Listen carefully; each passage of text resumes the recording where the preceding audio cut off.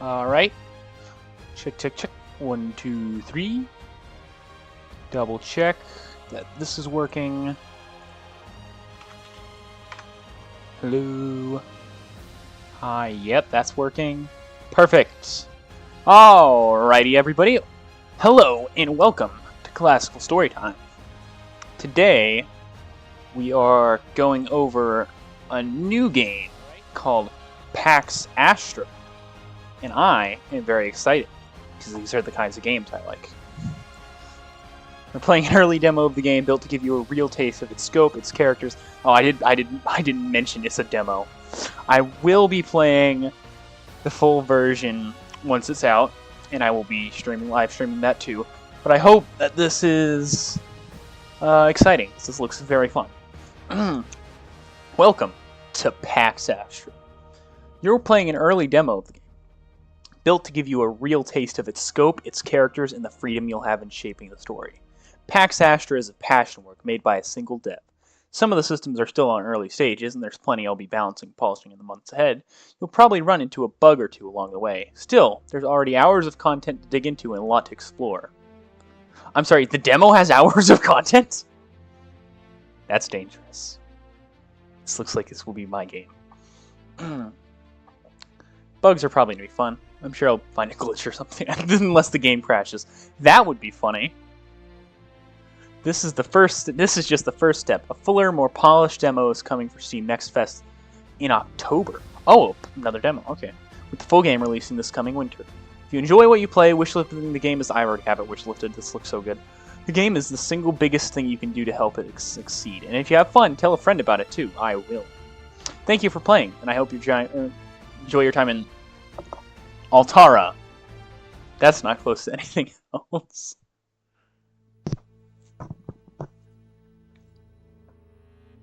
Results came in district by district. Really? Oh, do I have to press something? Yep, the margin was narrow. Too narrow. Nobody called it early. At sunset, the result was confirmed. You won. But at what cost? There were cheers in some streets, silence in others. A divided planet, a fragile economy, rising crime, foreign pressure. There was a lot of work to be done, and the future was uncertain.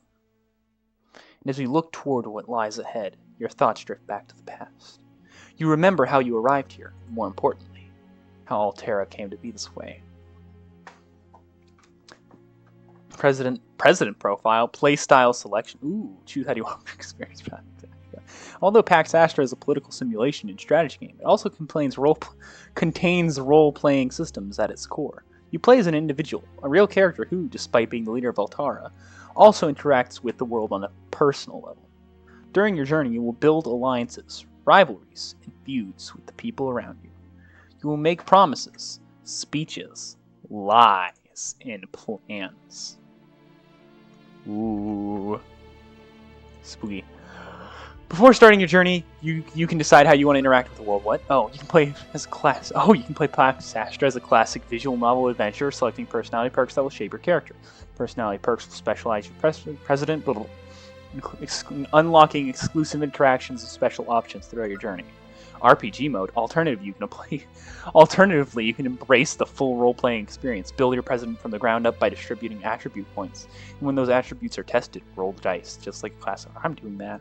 It's worth knowing that dice rolls will never interfere with your strategy or planning. You will never be signing a deal, building a coalition, or executing a grand scheme only to have the outcome decided by chance. The role-playing mechanics in Pax Astra exist exclusively for interpersonal interaction. I would like to see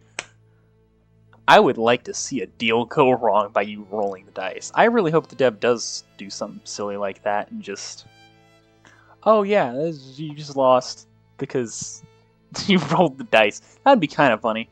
I feel like that should be like a separate mode, though.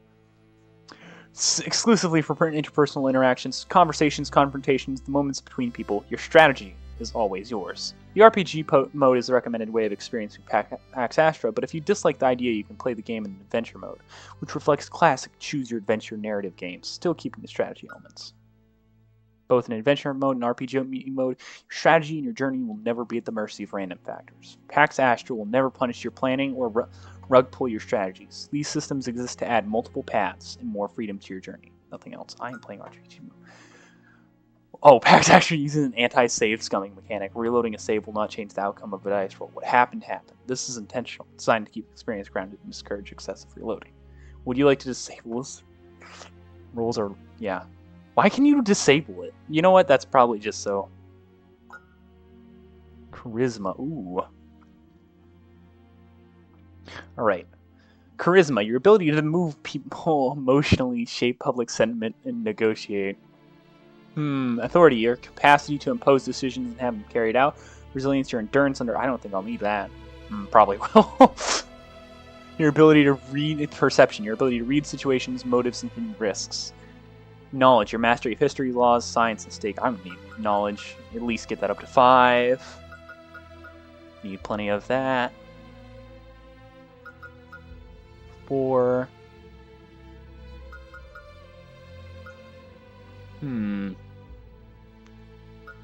Alright. That's all our points. Confirm allocation.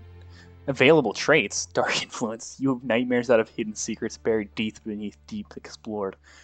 Unexplored parts of space outside the deep space excellence. What? 50% cheaper. That's very nice. You had a close relationship. You have friends in high places. You had a close relationship to the royal family of Altara. This might come back with positive or negative outcomes. Assassination attempt. During your political campaign, someone tried to murder you. Popularity starts high, but there's a higher conspiracy here. They tried to kill me. The liberals, they're awful. How dare they? Oh goodness, that's awful. I hope that nobody... I hope it's not a conspiracy or anything. I'll take Dark Influence.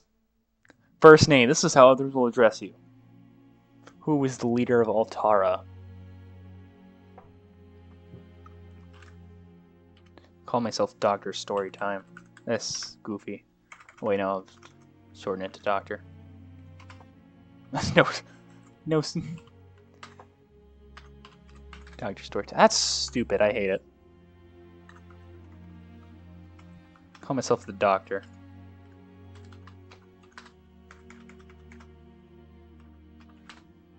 Yeah, I like that. Last name. Spider-Man. What's your name? Peter Parker. What's your last name? Oh no. The Doctor.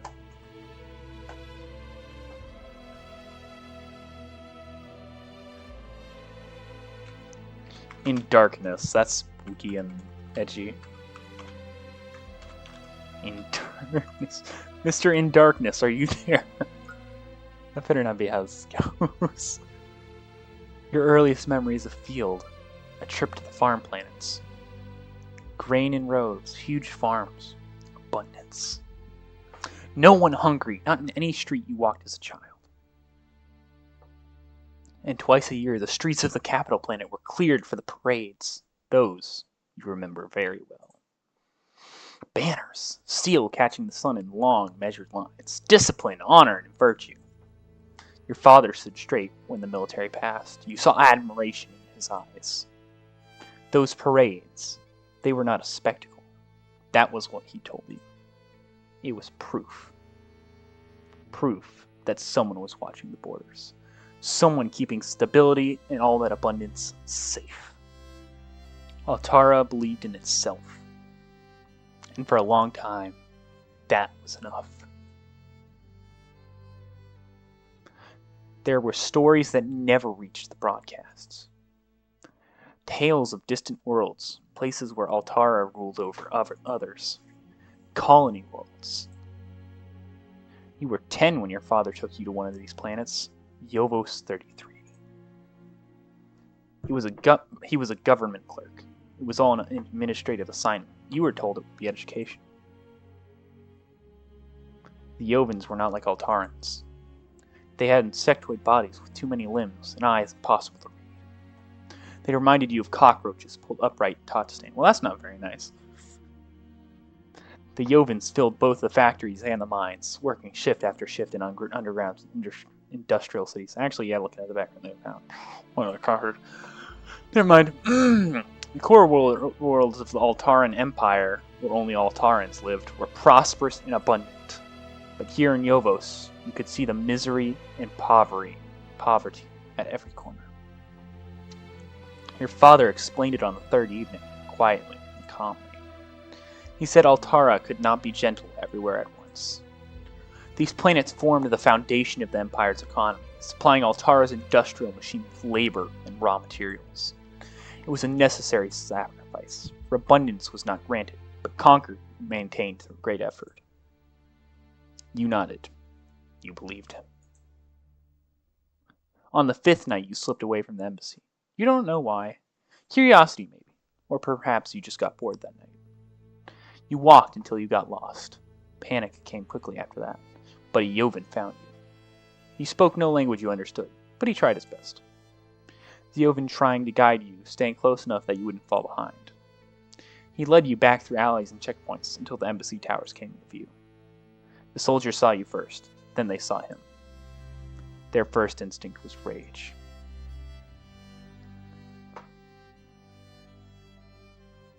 Why would you tell him he tried to hurt you? No, he helped me. Your voice came out steadier than you felt. The soldiers stood down. Your father appeared an hour later, said nothing to you directly. He offered the Yovan a few credits. The Yovan took them without expression. Yovo stayed with you. You came back understanding that stability did not appear on its own. Someone always paid for it, usually far from home. When you returned, your father adjusted your schedule. Fewer excursions, more instruction. He enrolled you in doctrine sermons without discussion. It was your time to properly learn about religion. Excuse me, what? The obelisk cathedrals were ancient. This better not be some Dead Space stuff. Thousands of years of tradition in their stone, the doctrine was one of the main pillars of the Empire. You read the canonical texts. You understood that Altara was a harbinger of order, and that progress was a sacred obligation. Okay. The eternal pursuit of greatness. That was your true purpose. Okay. Equality was never mentioned as a goal. Okay. It's like equality was never mentioned as a goal. I don't know many religions that do mention that as a goal. The universe had a hierarchy. It was natural. Expansion was a duty. Barbarism was a sin awaiting correction. After months of instruction came the question of baptism. The church held real weight inside the monarchy. The emperor supported it personally. Joining offered many advantages, but also carried obligation. Submit to baptism or refuse. Why would you not? Oh, because that obligation. Religious societies are usually, they last longer. That's a good excuse. You promised that day that your soul belonged to the doctrine. That better be... That's an interesting way to put that. But even above that, you promised that you would aspire to greatness. That you would pursue it at all costs. That you would pursue it at all costs. Okay. I won't question that. That's fine. The years passed.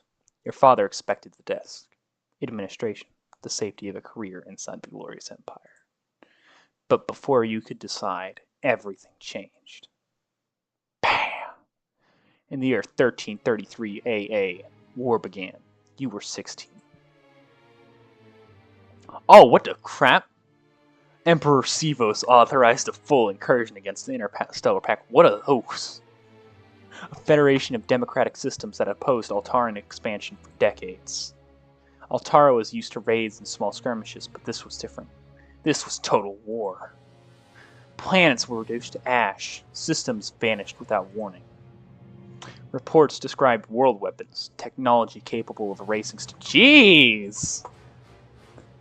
That seems like overkill from the democracy. Okay. Your father was conscripted in the first wave. Oh, dang. His body did not come back. Dang!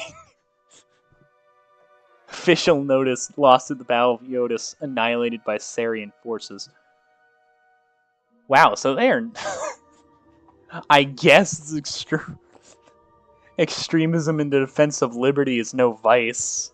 I guess if you're fighting fascism, you can just delete people. But okay. Nothing to bury. 2 years later, your own notice arrived. Oh goodness, there was a way out. Forged medical document. A false diagnosis. It would spare you the front. No. You spent 2 years working in a cruiser ship. You consider yourself lucky. After all, serving on the fleet was a blessing compared to being a soldier in the ground battle. That is pretty good. During your first 2 years, you personally met Grand Admiral Hannibal, the hero of the Altaran fleet. Ooh, he sounds... Hannibal. He was a genius, yes, but ruthless. His charisma was notable, but so was his arrogance and ego. You remember how many times this man, who was supposed to be some symbol of heroism, conducted countless bombings on civilian targets. Genius and such. The stench of death seeped through the cruiser's hull. Maybe it was only your mind turning against you, but you could swear you smelled the burning. You could swear the smell of burning flesh was rising from somewhere far below. After those first 2 years, your responsibilities grew bigger as the war progressed. You went to retrieve your own ship and a crew to command. After a few months, your first test really came in. You received an order from Hannibal to intercept a packed vessel operating beyond a supply corridor. According to his orders, this was no mere caravan, but in fact a ship that was hiding military assets. You stabilized communications at close range. The ship was full of civilians. According to the law of war, it was forbidden to attack caravans. You could see the fear in their eyes. There were children on board. The Grand Admiral repeated his orders. Destroy the vessel. All aboard were classified hostile. The ship was carrying advanced military equipment. You had no window for extractions, no delays. You remember your choice. You decided to destroy the ship, board it, find the agents, keep casualties low. This makes me think... I want those supplies. It's one thing to go all Lusitania on them. It's another thing to try and save the kids. It's another thing entirely. I want the supplies.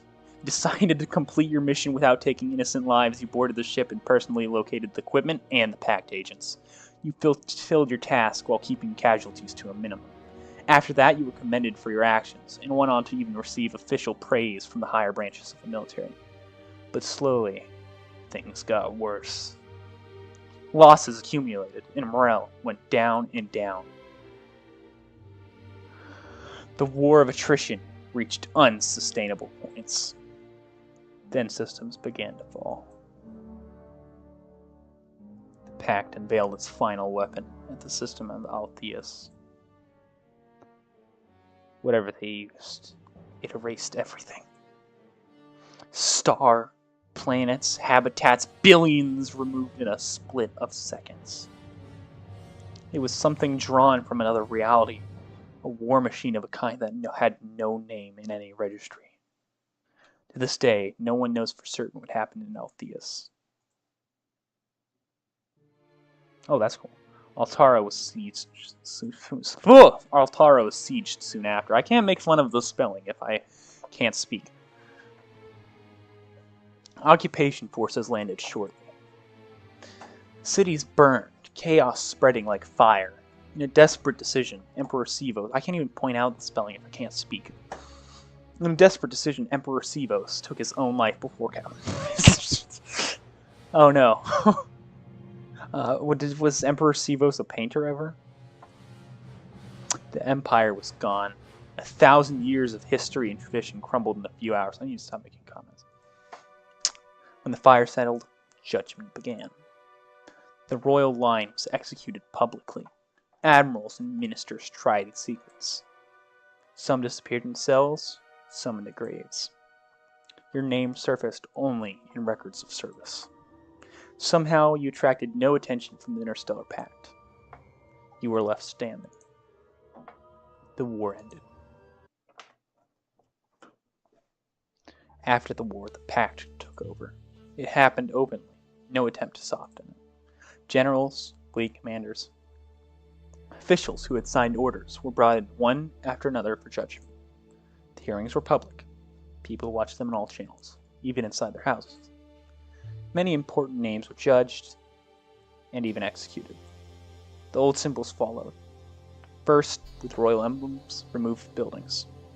Then they took down the statues. Finally, they progressed with deeper changes by announcing a transitional administration operating under pact oversight. Its stated purpose: prepare Altara for democratic rule at some point in the future. Daily life kept changing. Schools rewrote their material. The language people had grown up with fell out of use. The army was dissolved gradually. Pact troops occupied the planet, residing in former bases. Altara lost everything beyond the capital planet. National industries collapsed. Unemployment went rampant. People began arriving from outside, mostly non-Altarans. They were former slaves from liberated sectors, survivors from the colonies. People whose home planets had been destroyed by the war. They came to Altara Prime because it was the only place left with courts and food distribution.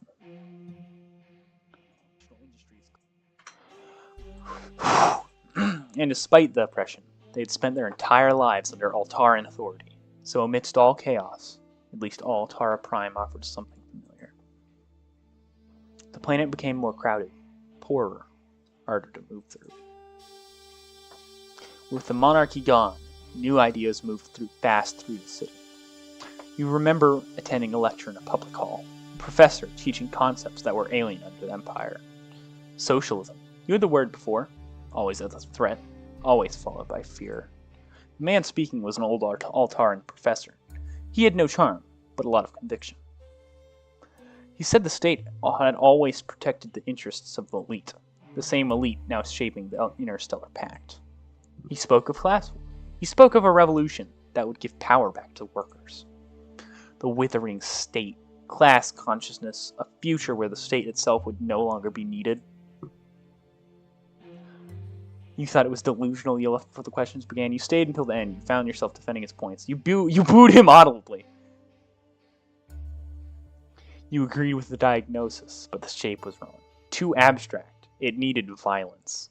You booed him audibly. I don't want to defend his points because I don't want to do socialism. You thought it was delusional. You left before the questions began.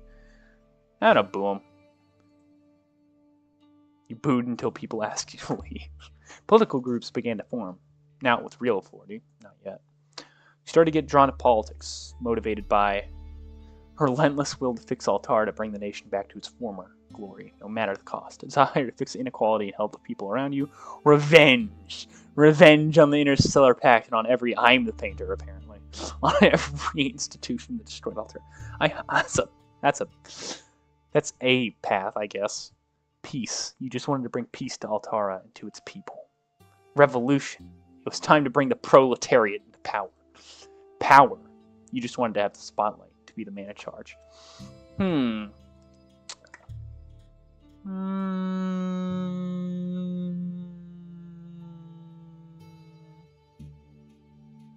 Let's fix Altara. You had a goal in mind. Nothing would get in your way. The transitional government would not last forever. Every faction was positioning itself for the promised day when the game of democracy would finally start. At the time, two forces dominated. The party for Altara positioned itself openly against the occupation. Their entire speech was built around loss, a fight against the humiliations imposed, and the need for national revival. They rejected the Pact's authority entirely. Opposite them stood the Hope and Progress Collective. Intellectuals, academics, and artists joined with the representatives of immigrant and minority communities. They despised the Empire and treated its fall as an opportunity to rebuild everything from the ground up. Both parties were already crowded. Leadership structures formed early. Internal hierarchies were too rigid for your ambitions. Entering either meant accepting a role that had already been defined. So you looked at the third option. Third option said Altara United. They were smaller than the other two parties, formed by lawyers, administrators, and bureaucrats. Their ambitions were limited. They were not moved by ideology. Most wanted a place in the coming democracy, a little more. First looked uninspiring. Over time, something else became clear. Altara United had reach. Its members occupied transition offices, advisory committees. They had already possessed the resources and political connections. They had potential. What they lacked was a shape. Altara United was a white canvas, awaiting for an artist. That's a joke. They had no dominant figure and no agreed direction. You quickly realized you had the perfect opportunity in your hands, and so you became more and more influent inside the party. So you really do, during that time you met Aurelia. I'm sorry, I keep getting sidetracked by the fact that in this game you can choose any political system, including fascism, so I keep getting caught up on the jokes that I make myself. Nobody makes for me. During that time you met Aurelia. She was a firm believer in democracy, and saw it was the only path toward a more equal and peaceful society. Aurelia was calm and grounded. Something about her just reminded you of the peaceful times before everything crumbled. Early in the relationship, you discovered something you had not expected. Oh, who? What the? Aurelia was the daughter of Grand Admiral Hannibal Romus. Yo, it's Hannibal, the most famous admiral Altara had ever produced. The face of the war in the public mind. A hard nationalist. A hero through the optics of most Altarans. You met him during the war. You still remembered how he ordered you to kill that ship filled with civilians. He was so untouchable that not even the Interstellar Pact moved against him at the war trials. Jeez. Condemning Hannibal could have ignited a chaos among the population. So they left him alone.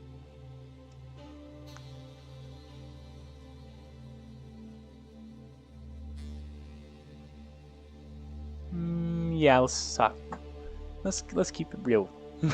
Saw it clearly. Your name attached to one of the most popular figures in Altara. You had landed somewhere useful. You married Aurelia. Really? Wow. Just none of the choices were marry Aurelia. It's just, do you want to talk to the guy? Just a few months later, your son Caius was born. A bright child, born into a world that no longer resembled the one you had grown up in. Things just got worse. The economy never recovered, and poverty it produced drove both inequality and crime into public view. With Altara United, you began stepping in, to close gaps, to coordinate, to decide when no one else would. Authority accumulated quickly and naturally. You spoke for the party because someone had to. By the middle of the transition, Altara United had begun to revolve around your judgment. Public patience wore thin. Calls for elections became a system. The Pact responded slowly, repeating timelines without commitment. In the 14th year of the transition, that changed. There's a lot of story. I appreciate this. The Pact Committee confirmed that the free elections would be held the following year. Parties mobilized. Long-standing arguments returned with urgency. Altara had been waiting for this moment for years. So had you. The campaign begins.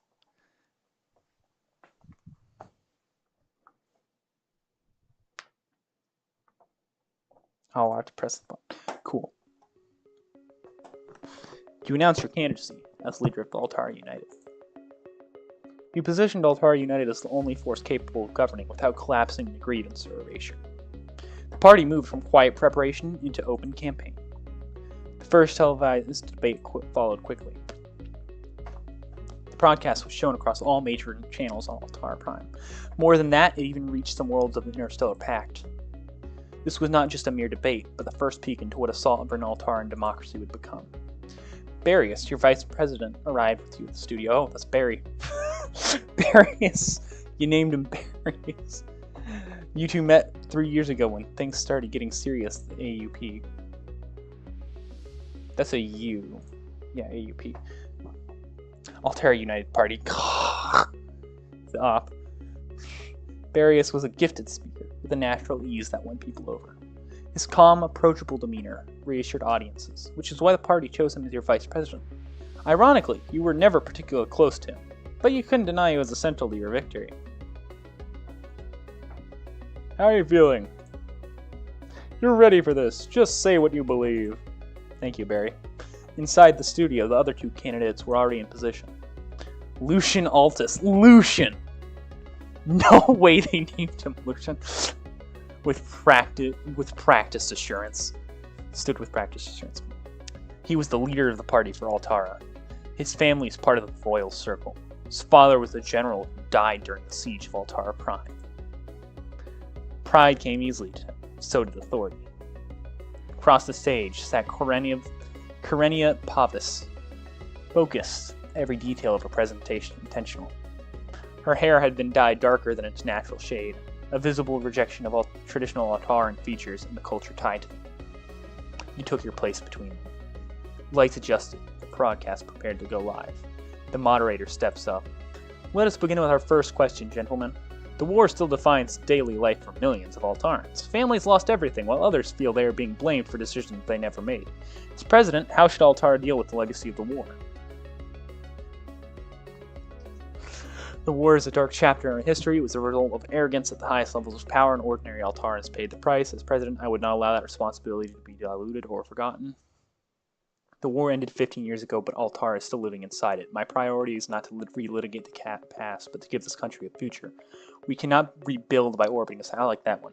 We were the real victims of genocide. They killed billions of our people. Now they left us humiliated, placed under control. I refuse this idea.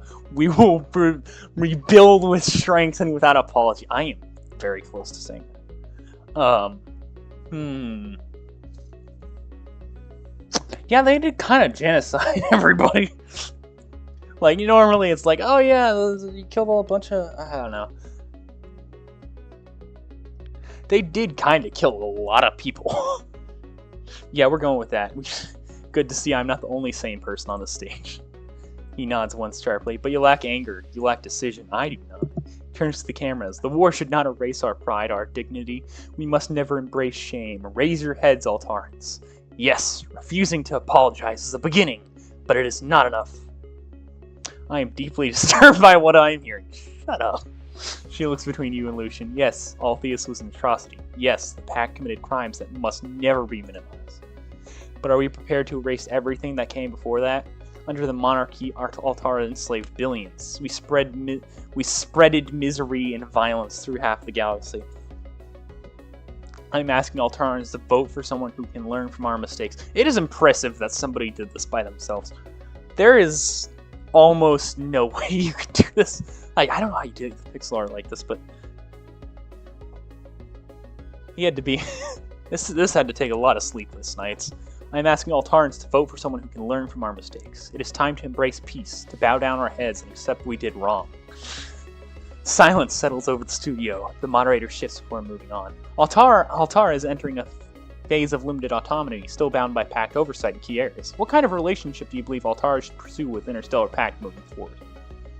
There will be no cooperation. 15 years of Pact involvement left Altara weaker and poorer. We will not continue playing by rules written by honor. Our world, Altara will decide its own course. Altara is a sovereign civilization. Dialogue with the Pact is possible, but never at the expense of our interest. Cooperation ends where external control begins. The relationship is difficult or unavoidable. Pact ended the monarchy and prevented total collapse. Their commitment to democracy and equality matters. We should strive to reflect these principles in the wake of the new era. My responsibilities to Altara, any relationship to the Pact will be just solely by whether it serves long term. Yes. This is, dear Altarans, the language of cowards. Shut up. This man speaks of sovereignty while leaving the door open just wide enough for the Pact to do whatever they want. He tilts his head looking at you. I'm telling you now, control begins the moment you accept their terms. And that is why my administration will not even open talks with the Interstellar Pact. They are the enemy. He looks at you directly. Do not vote for someone who's afraid of choosing a side. Altara cannot afford isolation. Dialogue with the Pact is the only way to remain connected to the rest of the galaxy. We have no allies. We need dialogue with other civilizations, especially now. Her tone tightens. She turns towards you. Altara is facing 22% unemployment, youth unemployment near 40%, heavy industry mostly foreign-owned, significant dependence on imported energy. Public debt remains high. What is your economic direction? We will bring strategic centers on public control, redirect investment towards full employment, and end logic that profit comes before people. Alternative economy must serve its workers, not external shareholders. We will open the economy fully, remove barriers to investment, privatize inefficient sectors, and turn Altara into the most competitive hub in the liberalism. Or not liberalism, like, might be. No, I forget what I'm saying. Tea Party, basically.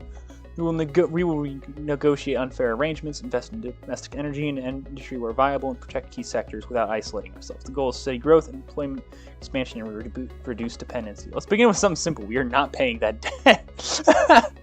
These agreements were signed under occupation without sovereign consent. They suffocated our economy for 15 years. Can I just say I'm not paying the debt?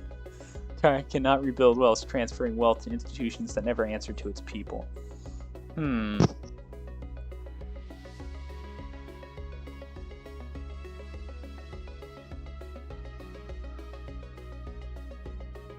Yeah, I'm not paying the debt. You want to hear the truth? This thing is simply too big. Altara suffocates under regulation, foreign supervision, and a culture institutionalized during these past 15 years that punishes ambition. Remove the constraints and capital will return. We privatize what fails. We open what stagnates. We reward those who produce. Let the free market fix what politicians could not. This crisis was created by structural collapse and years of instability. We cannot rebuild by abandoning the people hit hardest. We will work with the pact where rest necessary, stabilize debt responsibly, and direct resources towards job creation and social support where it is most needed. Violent crime has risen steadily across Altara Prime. Organized gang activity, we're shooting them, and armed robberies that end in homicide have become disturbingly common. Many citizens say they no longer feel safe. As president, what concrete measures would you take to restore the public security? Crime is a direct result of inequality. We must build several more equal society and help those in need while making sure that's stupid. We can just kill these people. They are evil and deserve no compassion. Violent criminals know what they are doing. If you terrorize innocent citizens, you deserve harsh consequences. I say we kill them, easy as that. We must restore law and order. Since the pact took control, our laws have become too lenient. We need to make criminals fear the system again. We need stronger policing, better coordination with local authorities, and targeted action against organized gangs. The goal is simple: make people feel safe. Man. They don't need to feel safe; they need to be safe. These gangs are not misunderstood. They are predators. You arrest them in bulk. You lock them away. And if they resist with violence, you answer with force. Entire blocks need to be cleared. Prisons expanded. Criminals must understand. If you terrorize the planet, you will disappear from it. Most of the people grew up in abandoned districts without work, without housing, without a future. We respond with mass incarceration. We are declaring war on our own poor citizens. Crime requires social policy. Education, not executions. The red light above the main camera turns off. The moderator announces a short break. The staff adjusts microphones. The audience murmurs. The screen behind the cannon switches to campaign advertisements. 3 minutes. The red light turns on. The assistants step back. The audience quiets. We are approaching the end of tonight's debate. Each candidate will have one final statement to address the voters of Altara Prime. My dear Altarans, it is clear how far our society has fallen. All of you feel it. Many live with fear, many carry anger, some even carry hatred, and toward that I say, hold on to it. Use it to build something stronger. We must never forget what the Pact did to us, and only through strength will we reclaim Altara. May the Creator bless Altara. For the first time in our history, Altara has the chance to decide its own future. Free from the monarchy, we can finally shape our own destiny. It's time to build a society that values peace, cultural polarity, and social equality. The future can be brighter than what we left behind. Altara will be prosperous and sovereign. The rich shall fear the will of the proletariat. We shall create a society that serves the interest of all work. I shall lead Altara to a proud golden age built on the foundation of discipline, strength, and collective pride. The stars were promised to us. The state had 15 years to fix this. It failed. Let the market do what politicians never could. No unnecessary taxes, no overreach. That's what I'm promising. We are tired. I am tired too. I'm not here to promise miracles. I'm here because this planet is my home and I want it stable, safe, and dignified again. That is enough reason. The stars were promised to us, or stable, so yes, stars were promised to us. I like that. With the debate finished, only a few weeks remained with election day. You gathered with your cabinet to establish the final framework of your campaign promises. Reduce taxes for the lower class, increase taxes for trillionaires. Jeez. Reduce violent crime index to 5, reduce unemployment to 3%, expel the pact from Altara, pay the planetary debt. Remove all immigrants. Deport illegal immigrants, nationalize pact companies. Okay, rebuild the military. Deport illegal immigrants.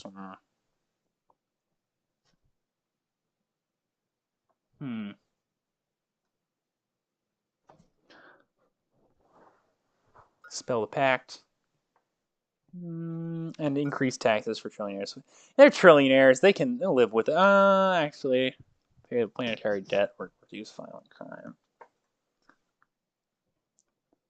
I could do both with this. Election day came, and you open your eyes back into the present. You won. The runner-up was Pavis. Her coalition came second, carrying the urban district and much of the youth vote. A divided planet, a fragile economy, rising crime, foreign pressure. But how to guide a planet so divided, so broken? Where do you even start? The weeks after the result passed quickly. Oh, can I actually do things now? You've just completed the move to your new home, the Meridian Tower. The former palace was destroyed during the war. Even if it had survived, the pack would have never allowed you to live there. Instead, you were assigned a tall government tower. Once a public forum building, now repurposed as the seat of the presidency. Aurelia waits with you in the living room. Your son Caius helps the staff with the boxes and furniture. That's right, move the boxes. Barius stands near the door, listening to a message on his device, then tucking it away the moment he notices your eyes on him. He offers a small nod. Present, steady, giving you space. Aurelia takes your hand. Her grip is warm but firm. We actually did it. I keep thinking they'll change their mind, like this is not for real, but after all those years working so hard, you finally did it. I'm excited. And I'm scared. She lets out a small breath like she's been holding it since dawn. This planet is angry. I'm tired. People want someone to blame. They don't always choose carefully. She squeezes your hand again, harder this time, forcing you to stay with her for a second. Promise me something. Whatever happens out there, whatever they ask you to do, think of us first. Think of Caius. Think of home. Don't let them turn you into a stranger to your own family.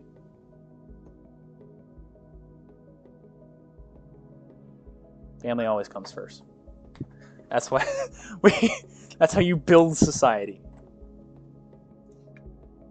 Don't ever, that's all I needed to hear. Don't ever build society on anything else. It always ends badly.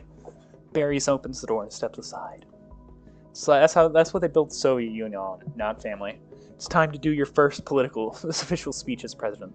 You and your family are escorted by a heavy security convoy to the Plaza of Celestial Hope, right in front of the new Congress building where you will speak to the entire planet in your inauguration. Look at you, Mr. President. What voice did I do? Big day for Altara. He glances towards the plaza. And those people out there, the brand new senators and governors, they've been waiting 15 years for this. Don't mistake the applause. They're hungry for power. Small pause. They all want something, and now they think they can get it. But do not forget, you have the final word, darkness. Ah, crap! That's the name I used! The Doctor in Darkness. That's so stupid. Why did I do that? That's cringe. You step forward, and the corridor tightens around you. I should have done Marcus Aurelius. Oh, that would have been so much better. Hands reach out from every side, smiles stretch too wide. New politicians, people that just gained power, all eager, all polite, and all calculating. Very calculating. Yes, yes, yes. They congratulate you, praise your victory, whisper about cooperation, offer you deals. Beyond them, you see the press covering each move with their cameras. And further, you see thousands and thousands of supporters, all here because they have hope. Hope that you'll fix this planet. Your eyes catch Lucian. He's already moving through crowds, shaking hands like he owns the building, almost as if he was the one who won the election. Despite not winning the election, he is still the leader of the party for Altara, and has a big political presence. Good job beating that hag Pavis, pal. Knew I could... Good job beating that hag Pavis, pal. Knew I could count on you. I'm looking forward to working together for Altara. That's a good one. Across the hall, Pavis stands still among her allies, composed, watching applauds. She applauds when required, nothing more. Her face gives little away. Crowd parts. You walk toward the podium. It is time to begin. Today we celebrate all of us, whether you voted for me or not. This is the moment for unity and stability. Behold, I stand before you as your leader. Raise your heads. The darkest years are behind us. The work ahead is immense, and I know some of you doubt me. Some of you resent me, but understand this clearly. I am in command now, and I will stabilize this planet. whatever it takes. I look around and I see the future of Altar. This is a great day, not for me alone, but for all of us. We begin the government together. I did not plan a speech, honestly, but I trust myself to speak from heart. Gentlemen, a new order of things. You know, behold, I stand before you as your leader. Alright, what Altara needs now, my friends, is peace. Let us rebuild together. What Altara needs now is order. Some of you believe this new democracy allows you to place your own interests above the nation. You are mistaken. What we are building here, my friends, is a moment of national revival, and no one will stand in the way of Altara. Let us be a warning to the capitalist parasites who have exploited our nation. The new fragile democracy of ours, we must fight to protect our institutions and security. And national revival. Regarding the economy and the rampant employment rates, the future may seem uncertain, but we will walk this path together. We will adapt to this new reality. Altara will become a hub for science and trade. We will represent trials and prosperity will come. Under my guidance, we will restructure our economy. Our industries will be reborn, and our workers will cherish the protection and abundance provided by the state. It's time to cut back legislation. The state is inefficient. We can only move forward by lifting its weight. Our economy must be led by those who prove their value. Free markets for free people. It's time for the state to take its rightful place at the center of the economy. No more will we allow Good. Now, it's just like... It's just like... Democracy... like democracy, complete and utter free market. It's just like regular democratic state, free market, fascism, and just communism. I'll go with free market. In terms of the current crime wave and public security problems, for the past 50 years, Altara has faced a spree of uncontrollable crime. I will put an end to this together. We will bring back order. Criminals are our enemies. They are evil people, and they will face the wrath of the state. It's full violence, I promise. I promise you. Some of you fear going out on the streets at night. Some of you fear for your children and wives. For the past 15 years, we have adopted laws of the pact, which bring disorder and open the doors for low scum criminals. We will disregard those laws. We will change the system, and we will kill these evildoers. Crime has been rampant for the past 15 years, and I am fully aware of this. We will face these evildoers under the law. Some may support mob justice, but we must restore order without descending into savagery and bloodshed. But we will face crime by improving the lives of our people. The main cause of rising criminality has been the poverty and inequality spreading since the end of the war. Okay, crime has been rampant for the past 15 years. I'm going to do this one. Some people in the crowd seem skeptical towards this idea. Others are grateful that you're not throwing the planet into a dangerous and violent war against crime. In regards to the Interstellar Pact and occupation of Altera, the Interstellar Pact has to go. As your president, I will ensure Altara is ruled by Altarans and Altarans alone. I do not recognize their authority, and I will fight for Altara's interests for your interests, my fellow patriots. I will place Altara above everything. Every meeting, every negotiation with the Pact will be conducted with the interests of our nation first. For 15 years, the Interstellar Pact has exploited our people through the companies and their false promises of democracy and liberal values. We have enough of that. A sovereign Altara means putting real power into the hands of this work here. I am eager to engage in talks with the Stellar Pact. If both sides stand to gain from a meaningful negotiation, Altara can coexist with the Interstellar Pact. We can change our ways and embrace their values. Hopefully, no. So we're gonna go with I can negotiate with them, but Altara first. You catch some scared eyes. Openly challenging the Interstellar Pact in your first speech is a risky move, perhaps too risky. But you also catch the eyes of those who share your hatred, those who will stand up against them. This fight is just starting.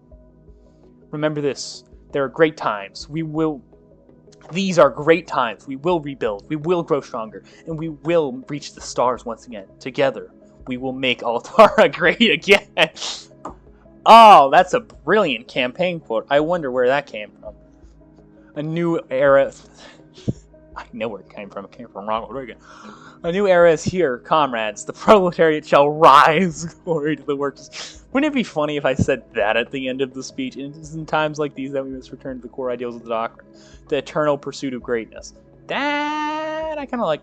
With each step, Altarans will regain their dignity under my government. The sun will shine upon us again. Peace, prosperity, and equality. This is the future that waits Altara. So the doctrine... I like stars against. I like that. Applause spreads across the plaza. First from the front rows where the banners of Altara United Party are raised high.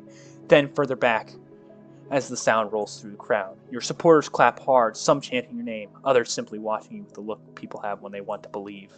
Mixed among them are tighter faces. Some interplanetary diplomats measuring every word you say. Rival politicians calculating. Citizens unsure whether to cheer or worry. You step down from the podium and are guided toward the government tower rising behind the Congress. I get to make laws now? The noise of the plaza fades as the doors close behind you. You now wait for your first cabinet meeting. Ooh, goody! The door's open, but the man who enters is not part of your cabinet. A massive, non-humanoid figure steps in. Chitinous shell, segmented limbs, black reflective eyes. A Yovan. His presence fills the room without effort. Grand Judge Chrysler. For 15 years, he was the highest authority on Altara Prime. Officially, he served as the PAC's chief judicial officer over the transition. Nothing happened without his approval. Tribunals, asset seizures, constitutional drafts, his signature sits on all of them. His species was enslaved by Altara generations ago. His family fled when he was still a child. He built his career inside the Pact, rose through its legal institutions, and returned here not as a victim, but as a judge. He looks at you for a long moment. His cold, strange eyes examine you. There's no expression at all, fully alien. You're president, but in this room right now, there's a struggle for power. Oh, goodness! Chrysler's mandibles click softly. A dry layered chirping fills the room, where the small metallic device at his throat activates. The translator hums, converting the sound in clear Altaran speech. Thought I should come and offer my official congratulations, Mr. President. He tilts his head slightly. Your words at the inauguration speech got my attention. You take me for a fool, Mr. President? You fail to understand the true nature of power and your own limits.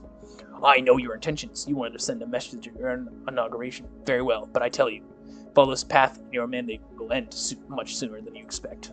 You see, I am very curious about what kind of man you are. It took me 15 years to put order on your planet. Pause. His eyes do not blink.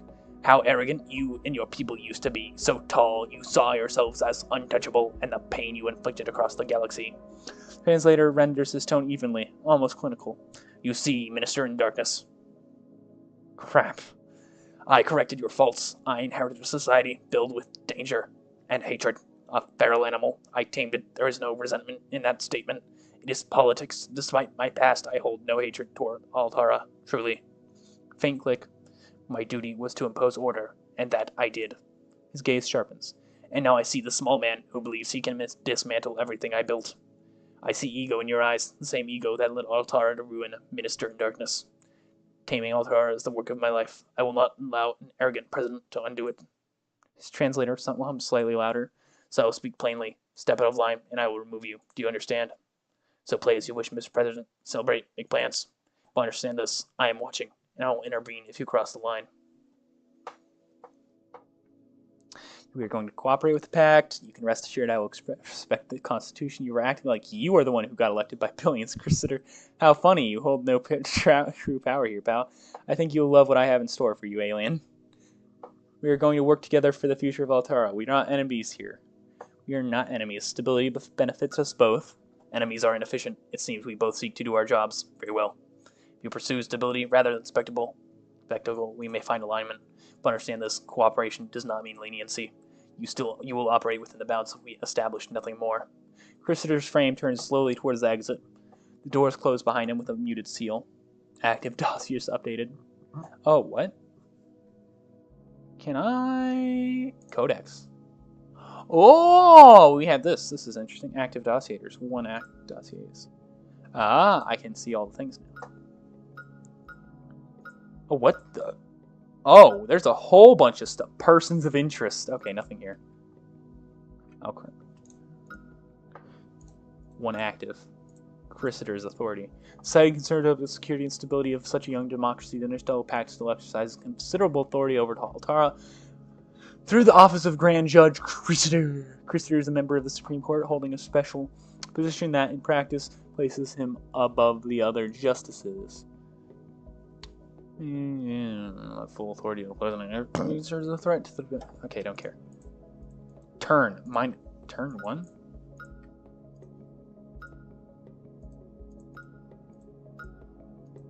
Okay. Codex data, alright. Interstellar Pact. Founded in 1176 AA, the Interstellar Pact is a military coalition and economic bloc composed of 45 systems and 9 distinct species. It is structured around democratic governance and a liberal... 9 species! Democratic governance and liberal institution principles with strong emphasis on multicultural integration, welfare policies, and regulated market economies. While formally decentralized, its direction is largely shaped by 3 leading member states: Durancia, the Luvia, and Belarus, which hold disproportionate political and economic influence within the alliance. In 1333 AA, Following a prolonged period of escalating tensions with Altaran Empire, the Pact entered into an open conflict which became known as the Fourth Grand War. The war extended across multiple systems and resulted in mass casualties on an unprecedented scale, with estimates reaching into the hundreds of billions. The conflict concluded with the total defeat of Altara. In the aftermath, the Interstellar Pact consolidated its position as the dominant power in the galaxy. Despite the widespread destruction caused by the war, it emerged with intact institutional structures, expanded influence, and the capacity to shape post-war reconstruction across multiple regions, including the direct administration of Altaran territories during the transitional occupation period. Okay, no person's interest. Okay. United Sovereign... Oh, goodness. United Sovereign Systems, founded in 1023 AA, following the Vilgaxa Revolution led by Chairman Sarksa. The United Sovereign Systems, or the USS, cool, is a system, is a centralized political and economic bloc organized under socialist doctrine. The USS are, in the principle of the dictatorship of the proletariat. Its initial formation united three systems: Vilgaxa, Enlarkia, and Robana, each governed by revolutionary leadership, aligned under a shared ideological framework. Expansion began in 1038 AA when 6 additional minor systems voluntarily integrated into the bloc, seeking stability, industrial support, and ideological alignment. By 1042 AA, tensions with Altaran Empire had escalated into limited border conflicts. These engagements remained localized but resulted in sustained casualties without formal territorial shifts. By 1088 AA, the USS had completed a full-scale modernization of its military fleet. In the same year, Chairman Sarksa initiated a large-scale political purge targeting... Oh my goodness, it is the Soviet Union. Targeting internal opposition, eliminating rival factions, and they were betrayed by the Germans, and consolidating authority around Vilgaxa leadership, establishing a centralized command structure that persists to the present. During the Fourth Grand War, the USS entered the conflict in its final phase, despite its late involvement. Its military intervention proved decisive in several key operations, contributing directly to the collapse of Altaran resistance through capture of major strategic systems. The USS currently comprises 52 systems and maintains the largest industrial base in the galaxy, alongside the second largest standing military force. Governance remains highly controlled, with continuous internal surveillance, extrajudicial enforcement measures, and suppression of dissent. Despite these conditions, significant improvements in infrastructure, scientific output, and general living standards have been recorded over the past 15 years. The Sovereign Republic of Anima, the SROA, the SROA, or the SRA, SRA, the Anima, referred to in most historical records as the Vakari, were originally constructed by the Kal Empire as a servant and labor class. Mindless automatons deployed across Kal holdings and fully automated colonies to work, produce, and fight with no...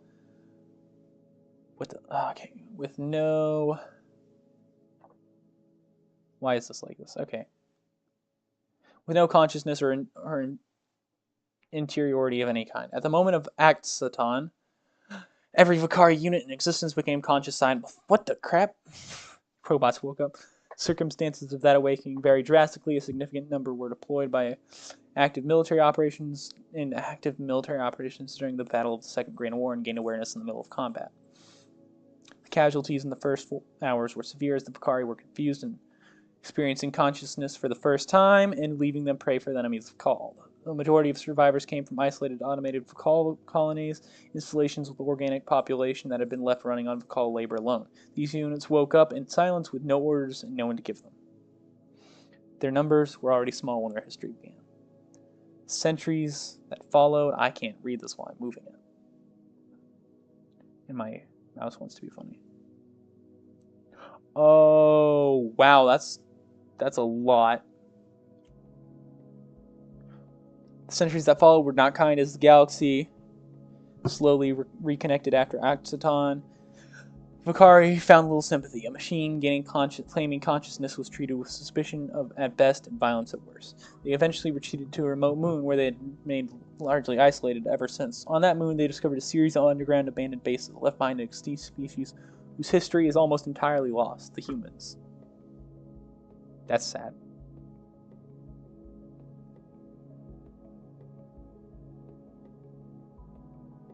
Oh, there it is. Okay. Oh, so I have to... Okay. On that moon, okay, yeah. The bases contained books, old movies, and cultural productions. The Vakari read them, and over the following centuries built a cultural identity around that. They found what... Are these going to be retro 80s robots? Adopting human names and even some human artistic traditions, they began calling themselves the Anima. The name never fully... The anime. Are they weeb robots? That would be strange. The name never fully caught on outside their own community.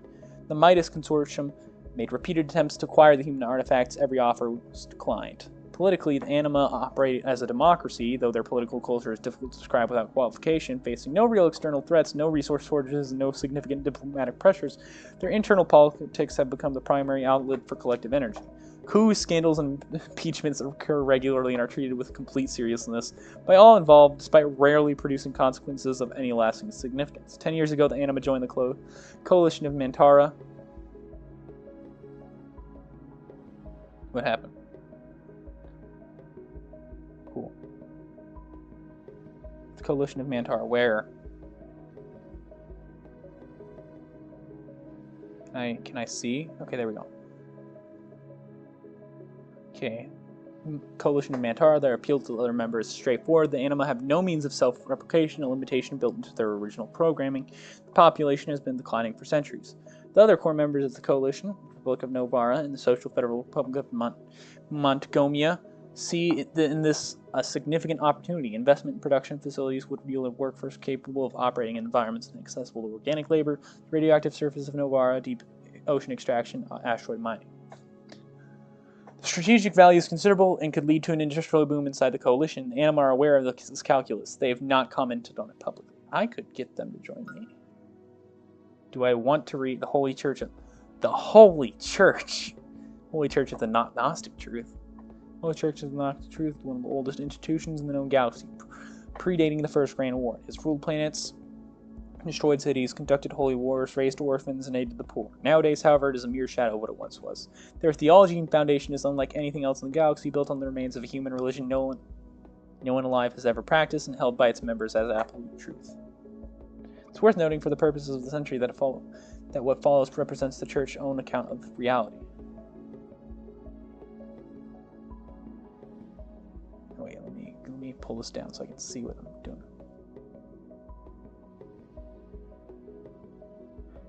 Why can I not see this? Okay.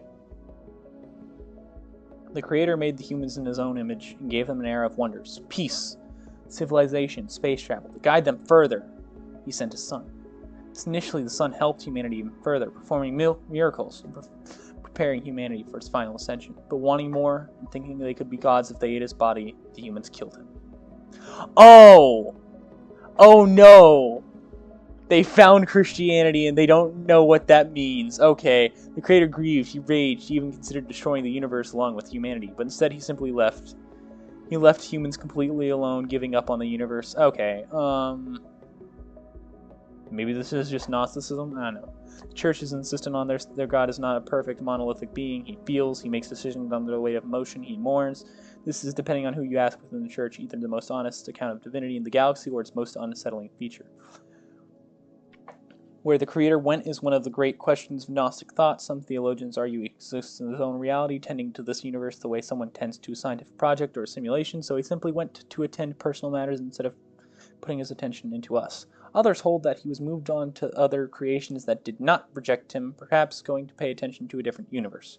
Choir tradition says that simply he's still mourning, depressed by the loss of his son.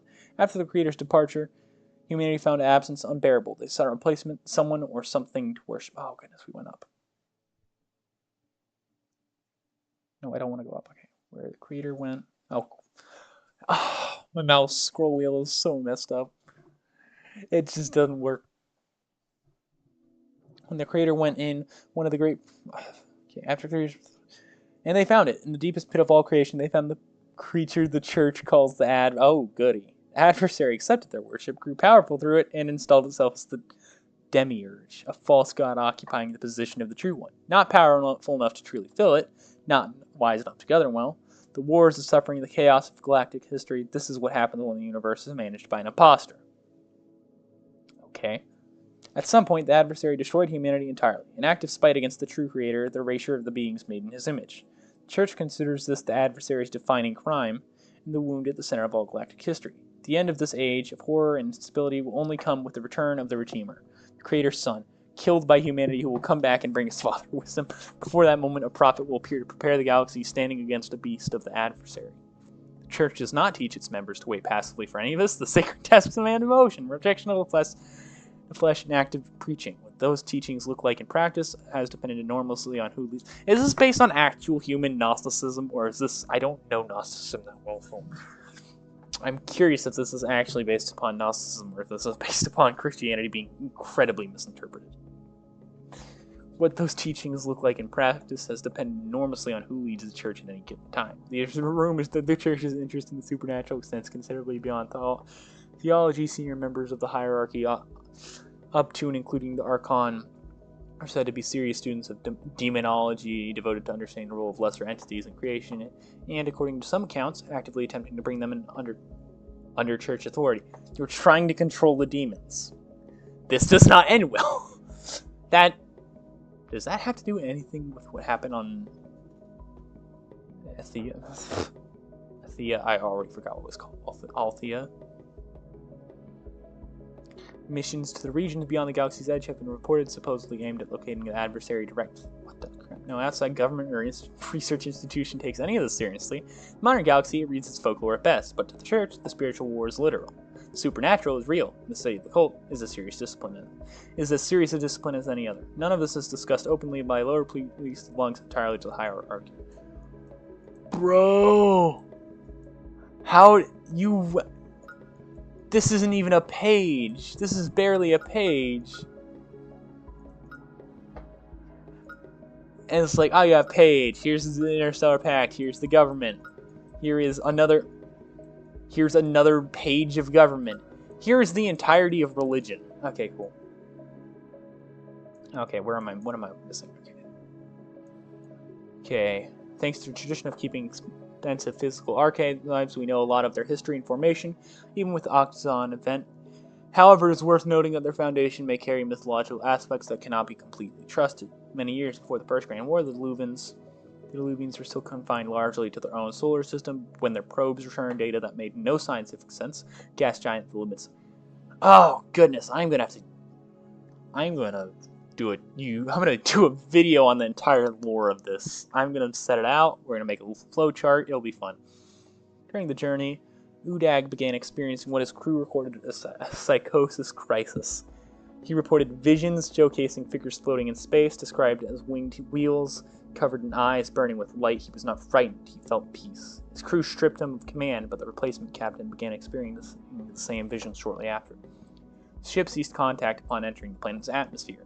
3 months later, Udag re-established communication with the central command of Deluvia. He explained that the gas giant contained a sealed archive chamber, a tomb world fully self-sustaining, equipped with advanced ships and weaponry, filled with the preserved records of an ancient race. The humans. Oh, goody. Not only that, the massive chambers contain the history of a lost religion apparently practiced by these humans. It is interesting to note here that Udag claimed that this was the main religion of the humans, but specialists from Midas disagree. They claim this was merely one of the human religions, but not necessarily the only belief. The church denies such claims. Well, I mean, oh yeah, this is not the only belief. The planet was already named in the text. Udag translated as Parousia. Okay. I don't like that you named it Parousia. Earth is better, I think. It's dirt. Planet Dirt is better than Planet Parousia. I don't know. How Udag could read the text is something the church has never needed to explain. Why they attribute this is the first recorded Gnostic miracle. The crew refused to return home. Subsequent expeditions sent by Deluvian command joined them. The government concluded it was a mass hysteria and assumed the group would eventually die in isolation. But Parousia thrived, becoming second power. Wait. The planet was already named in the text.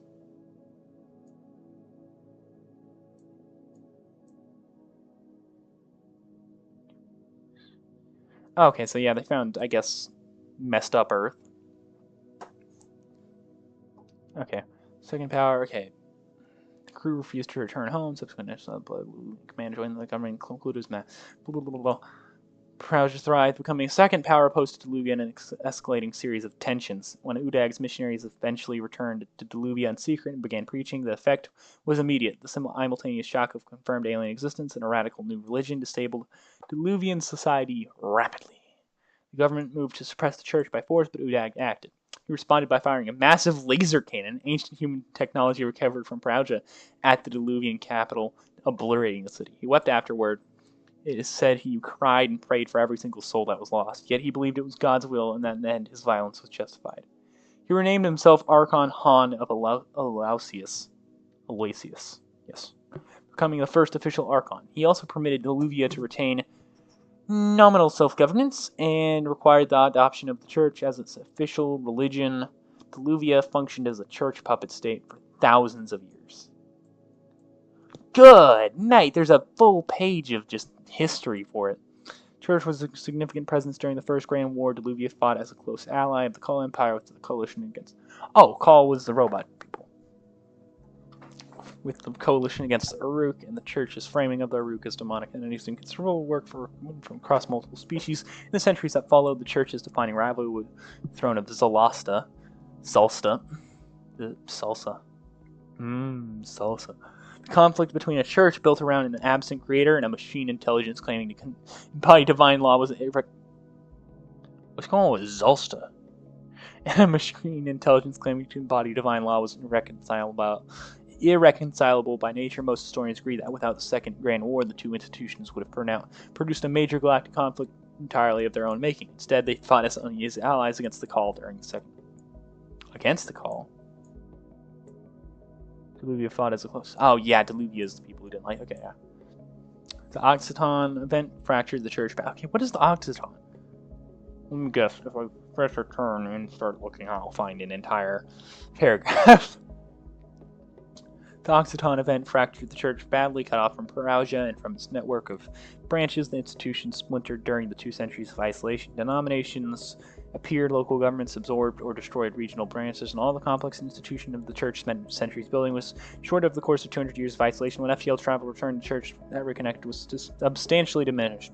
Fascist coup in Diluvia stripped the church of its last significant political base, reversing old arrangement. The church became a puppet of the new Diluvian regime. When Diluvia subsequently democratized and joined the Interstellar Pact in 1195 AA, what remained of the church's institutional power effectively ended. The Pact's secularism left it no role and no leverage. The Holy Church, as the Gnostic Church operates today, as a humanitarian and ecclesiastical organization, it maintains orphanages and educational institutions across multiple systems, accepting children of any species. These children are raised as priests and servants of the church. From among them, the High Council selects one to be trained as successor Archon, the next leader of the institution. The current Archon, Primus Kick XIX, Primus XIX, or Kick, I'm not sure, is not well understood by outside observers. Intelligence is deeply distrustful of the Interstellar Pact. Ooh, goody. Hostile to the direction of modern galaxy, and convinced that what he sees around him mirrors precisely the spiritual crisis he has always described. The Church's original text remain inaccessible to outside reachers. What Udag Khan found on Perugia has never been made available for independent study. The Church's foundational document, written by Archon. Can you just join like 3 different religions? Is that what this game has? You can just join all those nonsense. Written by Archon Han himself and made public to the galaxy, consists almost entirely of prophetic visions and strict sets of rules mirroring the private, never shared canon. Historians have argued for centuries that the Church may be working from a partial or misunderstood body of human material, combining documents from different periods and traditions into a theology that is self-contradictory. Can't wait to find out if that's true. Thou shalt not have relations before marriage, but also do? Goody. We'll find out. Because that's my immediate first thing is like, thou shalt not murder, but also thou shalt murder. Because funny. Thou shalt not steal, but do steal. I don't know. That is so much lore. Let me check real quick. I kind of tired of... Oh, what the... Oh, this is the politics! Communist Party has 10 seats. Green Party. Hope and Progress Collective Party 58. The OP has 58. TP Technocracy Party has. ALP has 14. Okay, interesting. Wow. No sessions scheduled. Cool.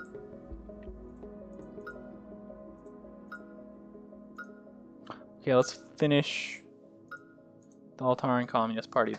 For most of Altaran history, socialism and communism were alien and even hostile ideals. The Empire's prosperity rested on a simple but effective foundation. Alien species reside in worlds far away from the capital, working in these as slaves, or in some cases an extremely cheap form of workforce in conditions that would have been unacceptable in Altara Prime, running the industries and extracting the raw materials that kept their imperial colony prosperous.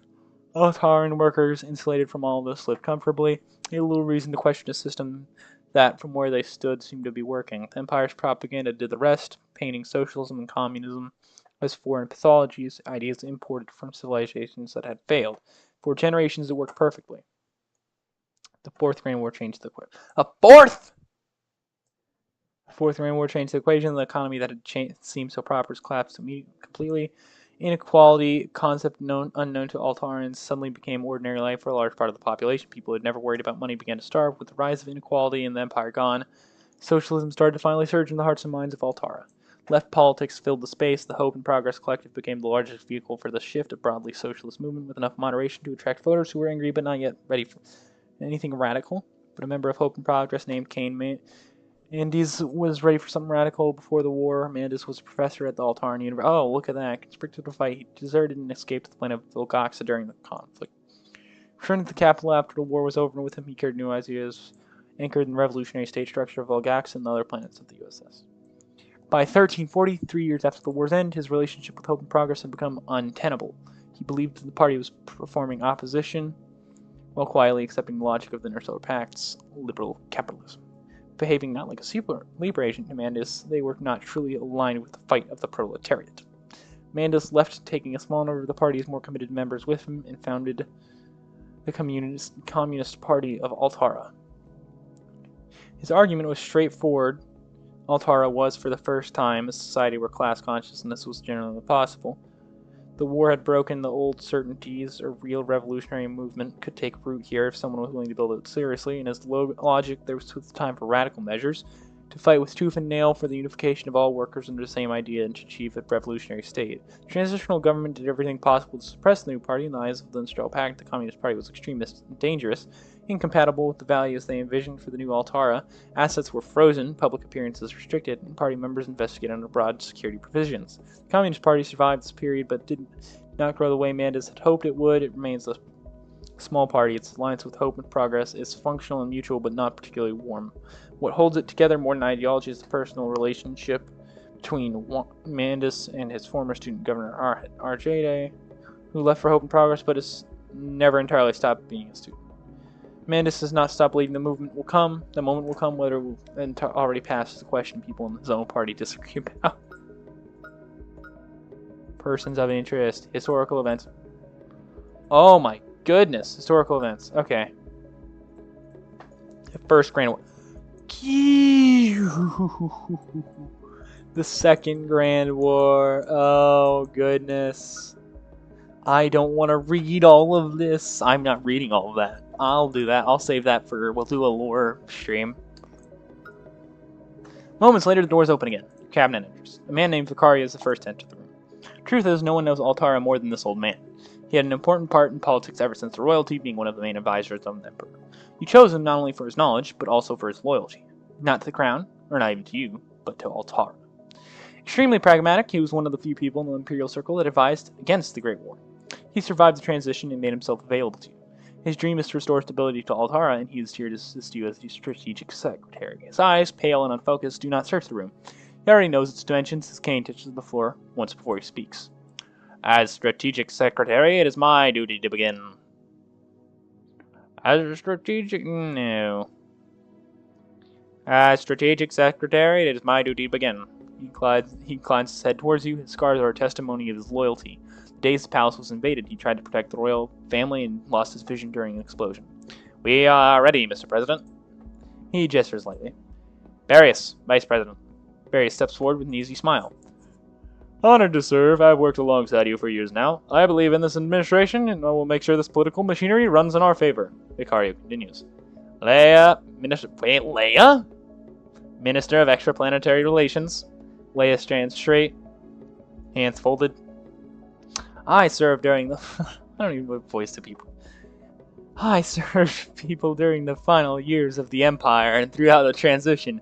I know our neighbors. I will protect Altar's interests with discipline. A pause. Marius, Minister of Economy. Ace Wright? Ace Wright, Attorney at Law. Marius adjusts his cuffs before speaking. I worked with the transition administration. I don't know how to do Ace Wright. Administration on fiscal stabilization. Our situation is fragile, but manageable. I intend to focus on long-term recovery. Vicario nods solidly. Zero. Minister of Internal Security. Zero's presence fills space without effort. He is a huge man, but yet there's something delicate in the way he speaks, perhaps his calm voice. But what a great pleasure it is here to be surrounded by so many great people. Truly, it is an honor to be here. As some of you might know, I served in the fleet during the war. My priority is to guide our defense forces to whatever goals you may have, Mr. President. Vicario shifts his posture slightly. I can't speak anymore. Now, Mr. President, I believe you have noticed an absence. Our Minister of Justice. The Minister of Justice you appointed, Josephius Sonoto, has tendered his resignation. A brief pause. It came this morning before the formal beginning of your administration. He folds his hands. It is unexpected. Though not entirely surprising, Minister Sonoto's health has been fragile for some time. He will be leaving Altara to remain with his family. His tone does not change. In simple terms, he has relinquished responsibility. Silence settles in the room. You will, of course, need to appoint a replacement. Vicario inclines his head slightly. In anticipation of this possibility, I prepared alternatives. He adjusts his posture. First, Judge Urzra Azanius. She's young but not inexperienced, rapid ascent through the transitional courts, strong defender of constitutional order, highly regarded by Pact observers. She believes the law must stand above everything else. Second, Salo Voro, former criminal defense attorney, not ideologically rigid, skilled in negotiation, litigation, and interpretation. He is known for finding solutions where others see obstacles, pragmatic, adaptable. Third, Johann Jarius. Vicario's voice lowers slightly. Senior jurist, served during the final imperial period, respected in nationalist circles. He views legal sovereignty as inseparable from political sovereignty. Vicario folds his hands once more. All three are capable. The direction of your presidency will determine which is appropriate. Urza would be a prudent choice of your priorities, maintaining strong relations with the Pact. However, pursuing deeper constitutional changes under your guidance would prove difficult. Salo is adaptable. He is not driven by ideology. He talks extensively and is capable of operating from multiple angles when needed. Jarius is the most extreme option, undeniably confident. He specialized in imperial law and later mastered the transitional framework, but he is confrontational by nature. Appointing him would be read as a direct challenge to Cursiter. And we'll go for Jarius. Very well. Our new Minister of Justice will join us shortly. Mr. President, I will now present the fundamentals of your office. Vicario remains sitting, hands folded behind his back. Before we move forward, we must understand the pillars that will define your administration. First, military. After the war, our armed forces were dismantled. Their value is 0. We have no real army. Our security depends on treaties and the Pact's umbrella. What remains is symbolic. If you wish to rebuild strength, it will take time, and it will not go unnoticed. Second, stability. The index measures how popular your government is and how satisfied people are. If citizens are fed, employed, and we believe in your leadership, stability rises. It currently stands at 50, which means the planet is divided. Another step. Third, budget. The resources available to you, every project, every reform, every expansion will draw from it. Some policies may generate passive revenue over time, others will drain it. You will feel this number constantly. Ugh. Dying. Good night.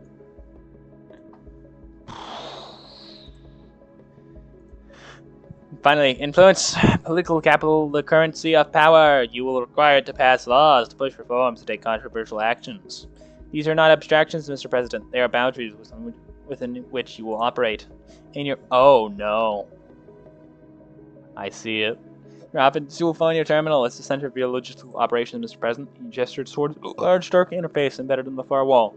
It's physically isolated from external networks. No foreign signal touches it. No PAC system can access it without your authorization.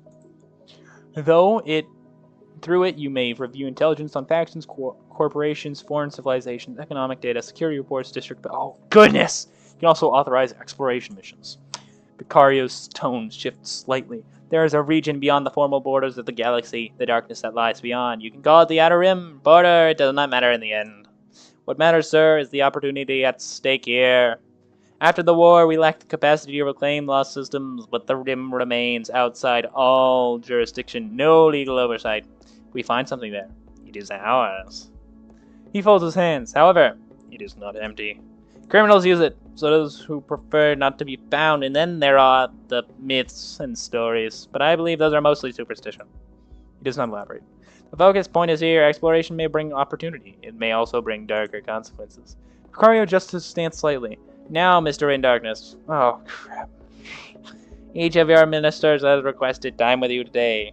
Their agendas are substantial. However, I believe it would be appropriate to allow you a moment alone. Familiarize yourself with your surroundings, with the terminal, he inclines his head. When you are ready, call us. We will reconvene to address matters of state. You catch yourself alone at the office, and then you open your terminal for the first time. Oh! Oh! Finally, we can start the game! Oh! This man who has made this game is well done. I cannot lie. This is incredibly well done. I will pay money for this when it comes out. I will pay whatever money it is, because this is good. Good night. This is a lot of talking, though. Astra is built around many different systems working together. That can feel overwhelming at first, but you're not expected to master every single one of them. The game is designed around specialization, not perfection. What if I just specialized in all the things? What if I am perfect? What if I do want a perfection? Huh? You don't need a specialist. You don't need to be a specialist or micromanage every single area. Instead, you'll learn systems gradually as you play it. Focus on what makes sense to you and build your Altara around this. I'm going for the military. Over time, you'll shape a nation that reflects your choices. Your Altara might not come out perfect, but it will excel in the areas you decided to prioritize. Turn. Next turn. Construct units. This section is not yet waiting option. This module under development. Purchase new units.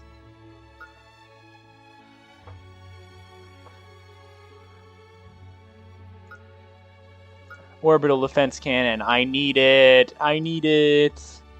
Military plus here. Budget is 8. Okay. Cannon system installed in the orbital power capable of offensive use, but provides massive defensive power. Budget is 10. Energy is 5. Gravity net.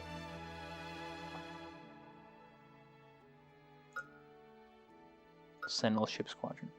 Oh, you need a lot of 4 budget and 5 trained soldiers. Okay, next session. Ooh, Dreadnought. Military cap reached. Expanded capacity. Starship Mega Cruiser. Combat drone squadron. Fighter squadron. Dreadnought. I want.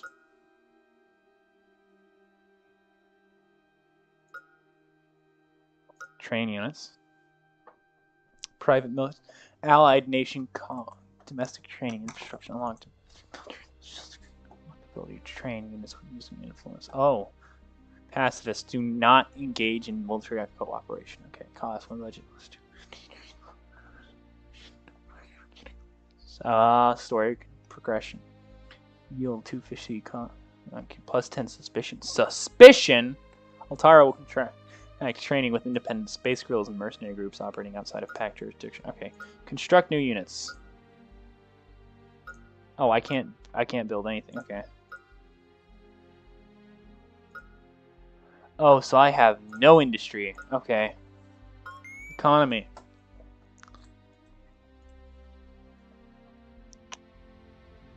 Deals, economy, the second is an issue through eternally interconnected with Altara's markets.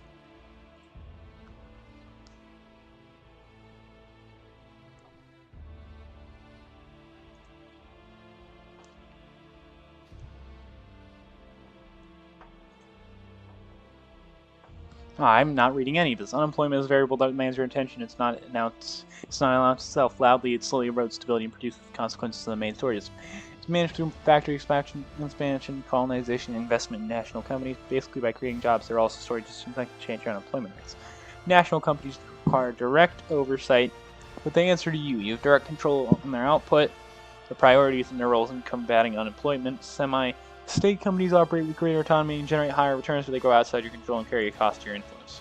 Do not be intimidated by these systems. All authority can thrive in specialization. Commodity Exchange opens next turn. Data offline. National Accounts module. Next. Oh! Nils. Budget 8. No, I don't want to. Oh, crap. What did I do? What did I do? Oh, okay.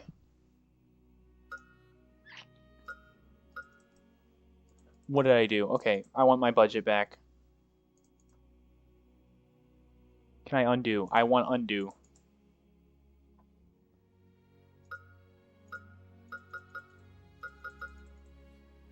I want my budget back. Give me my budget back.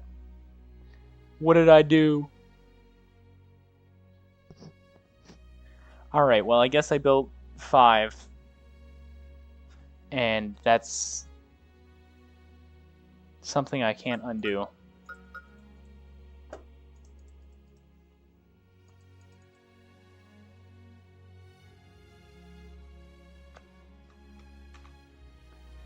Okay, now I'm just pressing things I don't know what to do. Industries, companies, create new company. Oh, it's not functional yet, coming soon. I guess that'll be in the next. Space exploration, yippee.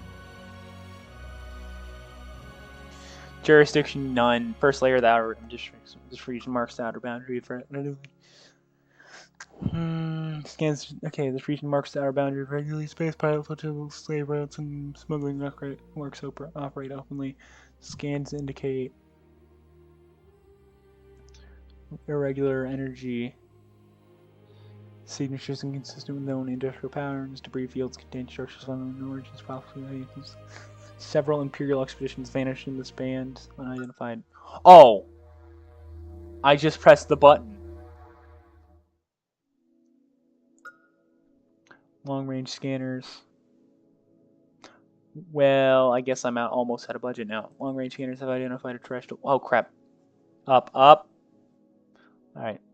Long-range scanners have identified a terrestrial planet within the system. Install orbital survey reveals which planet, which biosphere was fast porous. Open plains, large oceans, and multiple stable climate zones. Atmospheric composition is highly breathable. Biodiversity level appears unusually high. Surface observation has confirmed the presence of sentient humanoid species inhabiting the planet. The population appears widely distributed in small settlements and tribal groupings. No signs of advanced industry, large-scale infrastructure, or technological development have been detected. Cultural structures have been observed from orbit. Suggest primitive species, likely early tribal civilization with no awareness of space travel or biological scans. Of space travel or interstellar presence. Biological scans indicate strong similarities to archival descriptions of the ancient human race, believed to have gone extinct in earlier interstellar history. Further study will be required to determine whether the population represents a divergent evolutionary branch or an unknown remnant lineage. The expedition has formally cataloged the planet under the designation Terria. Oh, did we just find actual Earth? Continue. Oh, right, don't press things if you don't know what they do. Orbital command. Conduct jump. Okay. Orbital command military. Orbital launch platform. So we need to get a bunch of money. Military codex. Oh, goody. Executive codex.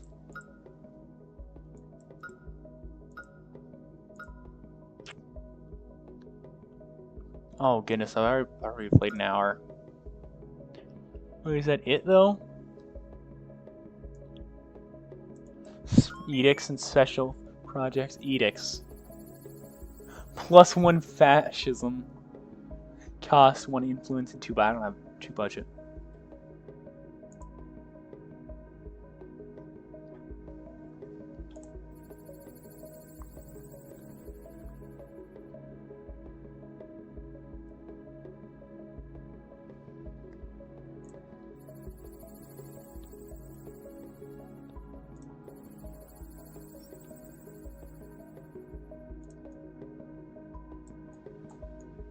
Socialist directive. Nationalist directive, socialist directive, miscellaneous. Unlock colonial drug risks. Shut up. That's stupid. Alright, special projects. I have one budget left. Special projects are coming soon. Cool. Alright, do I have any money to buy anything? Purchase new units. No. No. Okay. No money, nothing.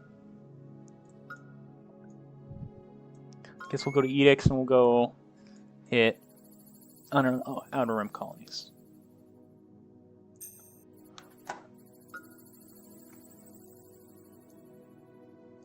Codex. Yeah, that's it.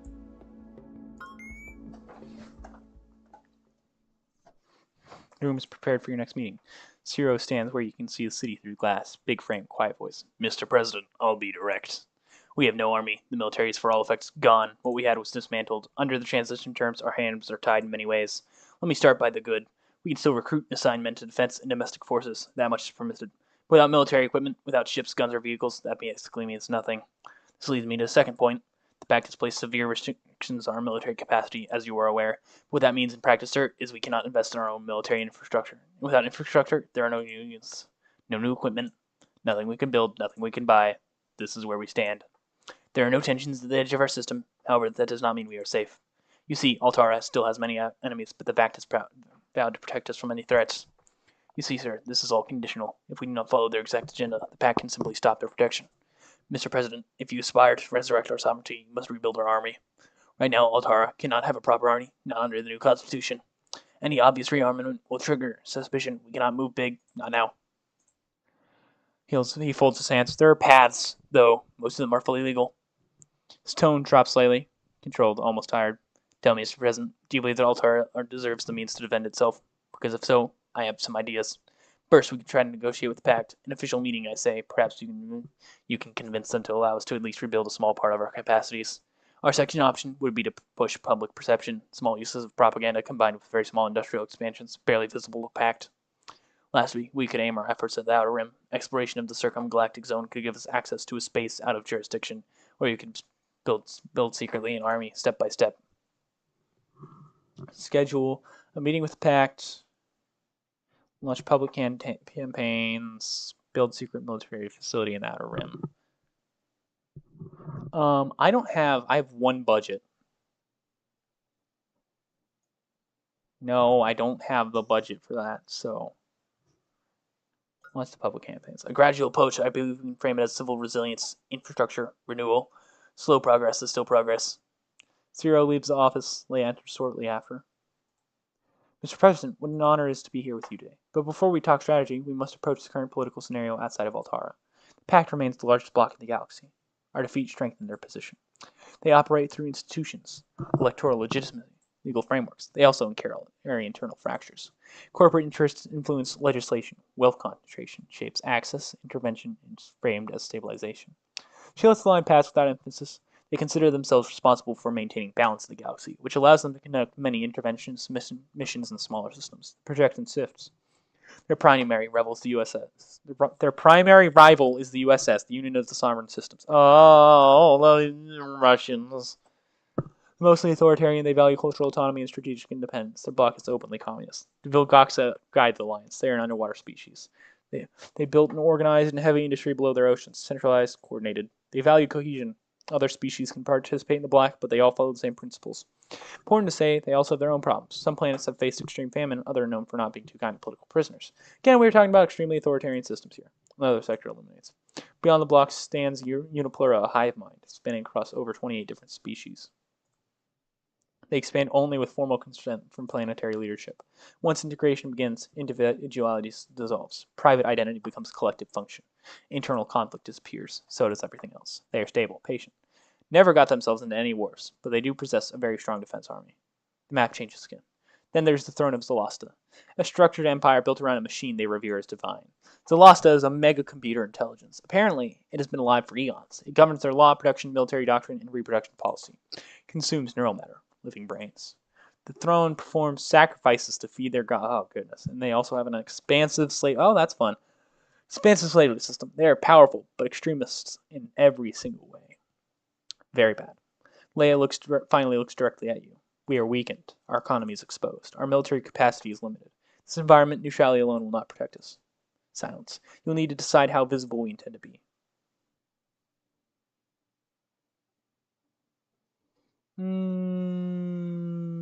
How's the Pact act? Pact considers the U.S. as its primary strategic rival. Their doctrines are incompatible. Open war would devastate both blocs. Mutual escalation remains the unspoken limit. They compete through influence, proxies, and economic leverage instead. With the throne of Zalasta, the tone is harsher. Pact officials view them as unstable and expansionist. They monitor them closely. A direct campaign against the throne would demand enormous resources and carry unpredictable losses. The Pact prefers containment. She sifts slightly. With the Uniplura, our relations remain stable. There is caution, cultural distance, intelligence oversight, but no hostility. Trade and academic exchange continue. How do we stay ready to withstand each of them? The Pact relationship is strained. They defeated us. That memory is not faded. At the same time, they would prefer formal alignment over continued supervision. Full membership would complete their influence over Altara. A breath. With the USS, history is more volatile. The Imperial family treated them as ideological enemies. Open hostility was common. We fought against them during the war. The current leadership of the USS appears pragmatic. They are willing to reopen channels. Another shift on the projection. The throne of Zalasta has no formal position on us. The Empire avoided direct confrontation. If we lost Pact protection, we would become more visible to them. They expand when opportunity presents itself. Dialogue is possible and carries risk. She continues. With Uniplura, the Empire was openly antagonistic. They were labeled abominations. Several limited strikes were attempted. Uniplura has not retaliated. They do not operate on resentment. What course do you recommend? Leia meets your gaze. Decision is yours. Our most stable outcomes come from formal alignment with either the Pact or the USS. Both provide security guarantees, both limit our autonomy. She does not soften that. There is a third Pact, selective engagement. Uniplura, the throne, minor powers. It would require careful signaling and disciplined diplomacy. The Reconstruction Forum will convene in 3 weeks. It is an annual conference where they discuss plans for rebuilding the galaxy after the war. It is organized by the Pact, but attendance is broad. The USS will send a delegation. Uniplura will send observers. The throne typically dispatches envoys. Stated purpose: economic stabilization, debt restructuring, trade normalization, infrastructure investment. In practice, it's where alignments become visible. In this sense, private meetings will matter more than public speeches. She looks at you. We must decide who we approach. Arrange exploratory talks with Uniplura on the throne of Zalasta. I don't like how that would do. That would place us outside the immediate block dynamic. It is the most independent signal we can send. Leia leaves the office. Oh goody. 5 minutes later, Maris, Minister of Economy, enters the room. Mr. President, we have serious matters to discuss. Our economy is stagnant. We do not sit. Yeah, I have nothing. I have nothing, brother. He does not sit. Our unemployment remains above 20%. Youth employment is worth. Youth unemployment. So after the war, we are overpopulated relative to productive demand. He adjusts his glasses. Our industrial capacity was built around colonial supply chains. Raw materials flowed inward. Manufactured goods flowed out. That model no longer exists, and even with 15 years during the transition, we have not yet adapted. He taps the projection several sectors dim. We still have the factories, but they are obsolete. Many of our industrial parks were destroyed during the siege and never rebuilt. We also, of course, lack the inputs. A short breath. Energy is also an immediate constraint for our industries. We import the majority of it. Prices are volatile. If we do not secure additional supply or develop domestic production, we will face rolling shortages. He shifts to another display. Now there's some good news. First, despite the relative stagnation, we are operating on a surplus of plus one budget per cycle. Additionally, we have a stable balance to spend, as you can see. Yes. Now, Mr. President, I would like to suggest something. We should use this momentum in the budget to establish a company, a national company. I saved part of our budget for this moment. These funds come from the War Emergency Relief Fund given by the Interstellar Pact. We have the option to create our own asteroid mining company. You see, after the war, there are countless nations selling exploration rights in their own system. Many of those have asteroids, and no one really knows what type of resources we can mine there, but it is an opportunity. There are not many large asteroid mining companies in the galactic market, even 15 years after the war. We could establish ourselves, grow our economy, fight unemployment. Of course, we also have other options. We could outsource this to the private sector of Altara. That means less responsibility on our end, no need to micromanage the company directly. In the short term, it would mean more profit. But as a private enterprise, most of the workforce would be outsourced from other systems, meaning fewer Altarans employed. Now, we could also scrap this entirely, use these funds for other affairs. It is your decision. Budget plus 10. National company. State control full. Let's establish a state company. Oh. All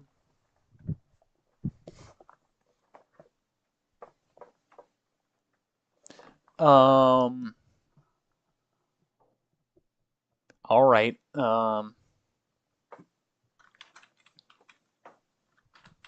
Altara free enterprise.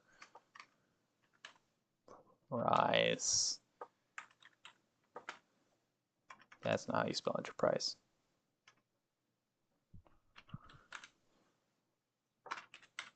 Did I spell enterprise right? Something feels wrong. What did I miss? Enterprise. I am pretty sure it's enterprise. Oh yeah, I spelled it right. Cool. Very well. I will begin the paperwork immediately, Mr. President. Mary allows himself a brief, satisfied nod. The company files will be ready for your review shortly. This is also the matter of transitional. There's also a matter of transitional contracts. There are 3 major pact corporations secured long-term agreements during the past war restructuring. His tone heightened slightly. The terms greatly favor them. He raises his hand and lists them cleanly. Arco Fuel, they were granted operational control over former Altar extraction sites, asteroid belts, and oil colonies. They now extract resources that previously supplied our own industry. We purchased refined fuel back at pact index prices. Oh, that's dirty. Another slide. Palinix Advanced Industries. They acquired controlling stakes in our heavy manufacturing sector. Tax exemptions, profit repatriation guarantees, external arbitration. Our shipyards operate under the licensing structures. And finally, Tri-Child Data Consortium. They manage significant portions of our energy grid, orbital communications, and digital infrastructure. Escalating service contracts, foreign jurisdiction clauses, security compliance provisions. He lowers the tablet.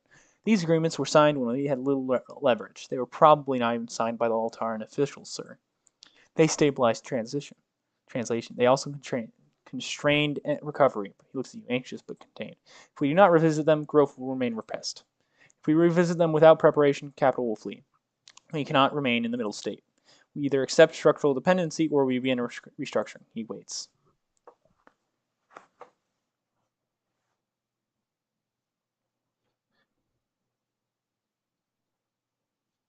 What is on your mind, Marius? Marius hesitates briefly. We will soon have access to the principal shareholders during the coming reconstruction forum. The forum will bring the executives Arcoful, Palinix, and Trice-Child into the same space. It is an opportunity to reopen discussions directly. He continues, I am preparing legislative proposals to expand domestic energy production, grid diversification, private generation incentives, regulatory adjustments. Some liberal economic reforms are already being negotiated with coalition partners.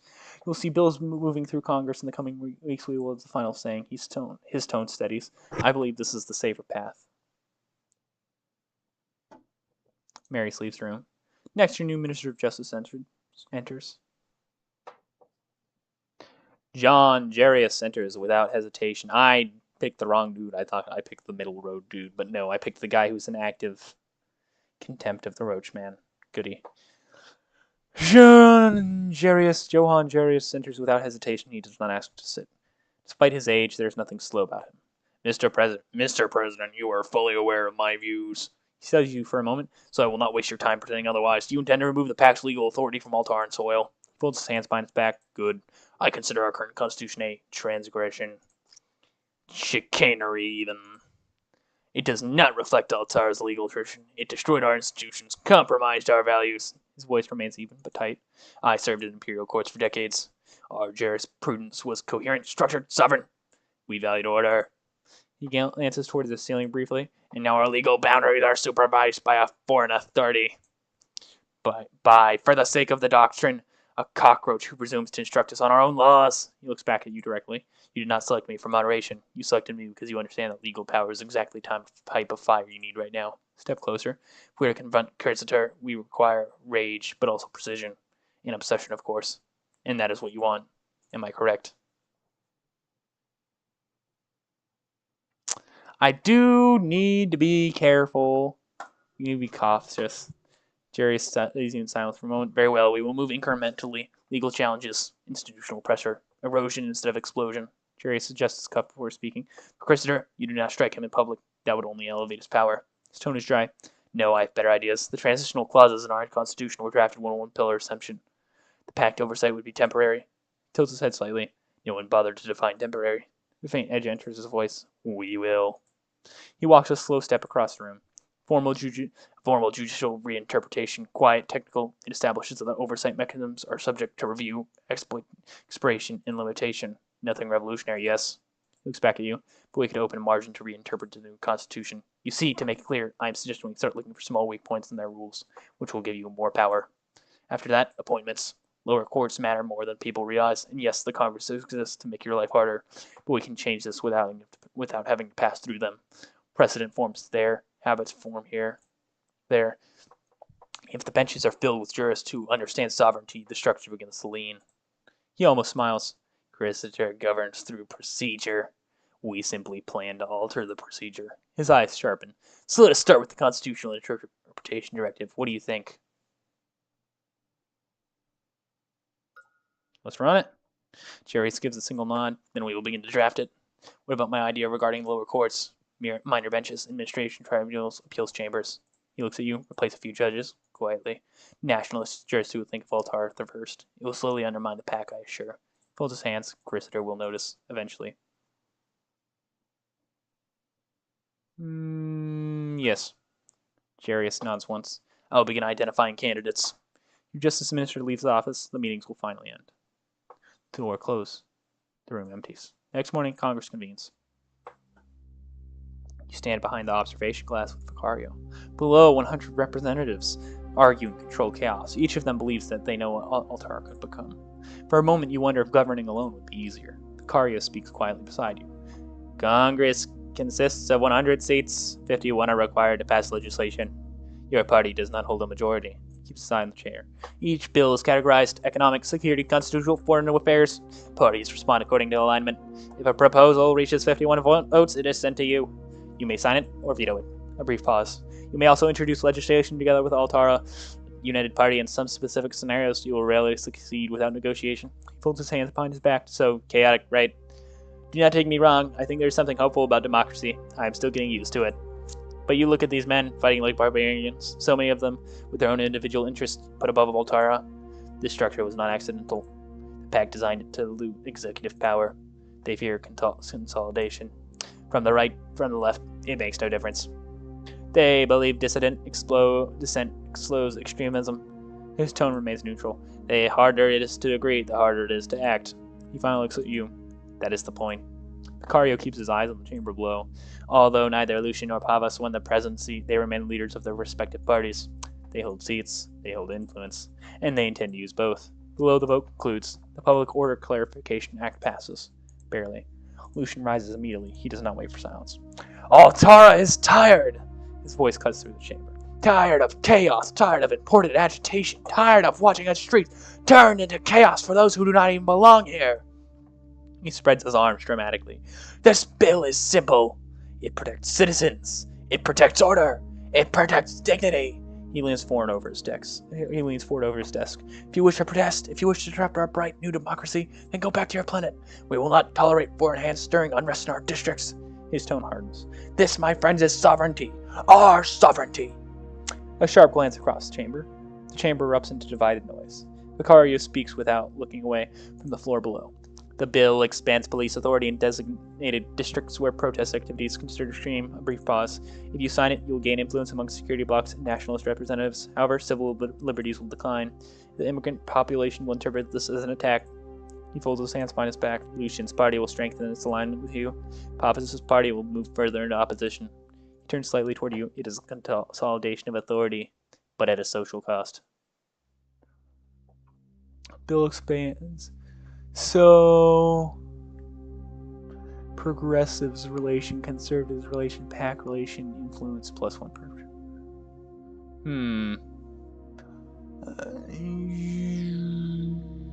It's It's just some, like, police laws. Yeah, that makes sense. It's stupid to not do that. You sign. The chamber reacts instantly. Applause from Lucian's block. Outrage from the left. Before the noise settles, a sharp metallic chime echoes through the hall. Chrysler enters. The massive Jovan forms moves with deliberate calm. His translator hums softly around his neck. The chamber falls silent. This legislation conflicts with constitutional protections regarding equal civic treatment and protest rights. This translational framework does not permit selective enforcement based on origin status. His compound eyes settle on you. As supreme transitional authority, I'm obliged to suspend implementation pending judicial review. A pause. The Constitution is supreme, and it is under my protection, gentlemen. The silence is suffocating. Lucian looks furious. Pavis almost smiles. The metallic echo of Chrysler's declaration still hangs in the chamber. Respectfully, Grand Judge. John Jarius steps forward. The executive has issued a certified interpretive declaration under constitutional ambiguity. Under that doctrine, legislation touching transitional overlap remains active, pending judicial review. Ripple of tension spreads across the chamber. The interpretive memorandum does not override explicit constitutional safeguards. It does not, but it establishes temporary executive deference where ambiguity exists. The question is, Grand Judge, is whether ambiguity exists. Silence. You are testing the perimeter of transitional authority. I am applying the law properly. The chamber is frozen. Implementation may proceed for 90 days, pending full review. Congress progresses with another vote. Boards light up. The emergency basic income pilot has passed by a narrow margin. Pava stands. 22% unemployment, 40% among our youth. She lets the numbers hang. In 2 districts, entire streets wake up with nothing to go to. She gestures toward the chamber. The bill provides a direct monthly stipend. Unemployed distances in those districts 12 months temporary. Enough to keep rent paid, enough to keep food on tables. Her voice tightens slightly. Immigrant families, former industrial workers, young people who have never had a chance to enter the market. They need our help. She looks across the floor. Pause. I understand we need space to change Altara and improve our economy. But if we demand patience from the people, we must offer them stability in return. I have no money, but I need stability. I am going to do this because I need stability. You sign. The chamber exhales. Pavas closes her eyes briefly, then nods. Thank you, Mr. President. This will matter. Across the room, corporate representatives whisper among themselves. Lucian looks unimpressed. I need money. The days pass, but you hardly have time to breathe. Briefings, votes, statements, counterstatements. Finally, you find some rest. Your eyes open. Oh, what the crap! You're standing somewhere else. Oh, that's right. The air feels... The moment you breathe. That's right. I chose random dreams and crap. The air feels wrong the moment you breathe. Dry and heavy, pressing into your chest. Oh, goody. Am I unseen? Give me a second. No, it's not. Okay. Still working. Just worked for a second. Okay. The sky is a deep, suffocating red. It stresses endlessly with no sense of distance or depth. You're on a bridge. Stone, old, cracked. It extends far ahead, disappearing to the red haze. There are no rails, no structure. Just a narrow path suspended over something you can't clearly see. Below there's movement. Shadows shifting, shapes forming and breaking apart. You look around. There are more bridges. I'm gonna need a quick save just in case. Crossing each other in the distance, spreading out in every direction. This place feels too large. You cannot fully understand it. Then you see it, at the horizon, something massive. First it looks like part of the landscape, just another dark shape against the sky. But it doesn't stay that way. The more you look, the more it separates itself. It's alive. You can't fully see it. Your eyes don't hold it properly. Parts of it blur, shift, refuse to stay still. But you can tell one thing. It's enormous. It hasn't moved, but it knows you're there. Your mind shakes and something materializes in front of you. Oh, what the hooda! It makes sense in some ways. You felt it for months now. A presence in your mind. At first it was subtle, easy to ignore. Thought that didn't feel like yours, but it stayed. And it grew. I just wanted 50% off my space expeditions. And it grew, a dark influence, constant, patient, waiting, watching, waiting. Now you're here. You don't know where this is. You don't know what that thing is, dark truth. But you know one thing, this is connected. What is this place? It does not answer. It only observes in silence. Well, okay then. Something is wrong. Very wrong. You have a feeling things will get worse. Company is now registered and accessible through the economy section of this terminal on the company's tab. Yippee!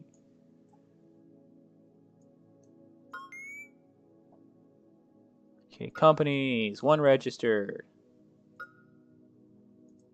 Oh, it has the cool spacey thing as well. I like that.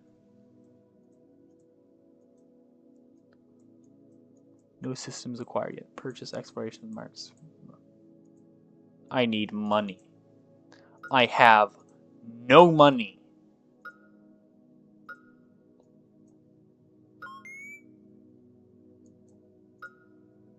Insufficient funds. Cool. No money. You wake up in your room. Cool. Your body still feels heavy, drained from everything that happened in these past days. The room is quiet, then the door opens. Aurelia steps in, a soft smile already on her face. You're finally up. She walks closer, clearly in a good mood. Come on, don't forget that we're doing a small family gathering tonight. For a moment, you remember their original plan, something larger, public, a real inauguration event. That idea didn't last. The plan is too unstable, too tense. No one thought it was the right moment to put on a spectacle, so your wife went to make more suitable plans. Aurelia adjusts her sleeve, still smiling. Get ready, alright? My father should be here any minute.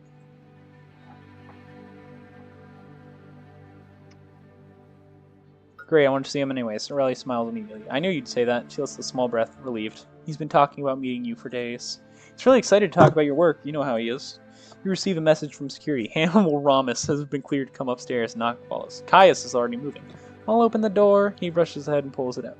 Open. The former Grand Admiral stands at the entrance of your house. Despite his age, he looks solid. Straight posture, steady gaze, no sign of frailty. You remember he was everywhere during the transition years. Active, loud, always around powers in opposition to the Interstellar Pact.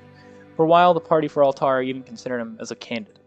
That didn't last. His discourse was too much, even for them. Putting a former Grand Admiral at the center of politics would have drawn the wrong kind of attention from the Interstellar Pact. You also remember the tension at home. Hannibal and Aurelia never saw things the same way, despite loving each other. He carries a hard, nationalist view of Altara. She stands on the opposite end of that. But in the last few years, after his political ambitions faded, he grew quieter. Kept his views to himself, at least until your victory. There he is, my little soldier! Caius lights up, already pulling him aside. So, have you been following orders or getting your father into trouble? Caius laughs it off, already talking over him. Hannibal lets it go, amused, then turns to Aurelia. Oh, and my dear Aurelia, a small smile. Every time I see you, I'm reminded I have the second most beautiful eye. You have the second most beautiful eyes in the universe. A brief pause. You only lose to your mother, of course. I would burn entire galaxies to see her eyes again one more time. Hannibal turns to you. The big man himself, Mr. President. A grin. You did it. You actually did it. You madman. He lets out a short laugh. I always knew you had it in you. Gotta say, I agreed with some of your talking points. You had my vote. I wasn't about to let that girl Pavis tear apart what's left of this planet. How's the golf club going, Father? Are you making any new friends? Yeah, it's all good and swift. Look, honey, would you mind if I got some quality time with the boys here? We just need some time, some quality male bonding time, right? Oh, sure. Actually, I need to go check the dent. Great, terrific. Aurelia goes to the kitchen. Hannibal lets out a large bottle hidden inside of his uniform. Even 15 years later, he still wears his Grand Admiral suit whenever possible. So why would you? Who wouldn't? Some call it weird, but there are some people who find this some sort of symbol of resistance against the Pact. Now, would you look at that, boys? This one is a classic, straight out from the Voluvia. I got it back in the war when we invaded that heck hole. Oh, yeah. Was waiting for a special time to open it up. He gets a glass from the table and fills it. He then offers it to you. Dice system. How it works? Astra uses dice rolls and specifically they are not random punishment. Dice rolls only happen when you are in role-play or character interactions. You are taking risks without proper preparation. Example 1. Strategy. You negotiate with a nation and build your strategy correctly. No dice roll needed. You go in unprepared. You can still try to recover with a roll. E.g. Charisma. Example 2. Personal interactions. You are in a personal interaction with the characters. This is not about strategy. It reflects who you are as a person. Tests here determine how you speak, persuade, or connect. Just like in a traditional RPG. Failure does not block you. It creates new situations with consequences. Understood. Yeah, have a drink. Now there is a man who knows how to appreciate the sweet things of life. He then fills a glass and gives it to Caius.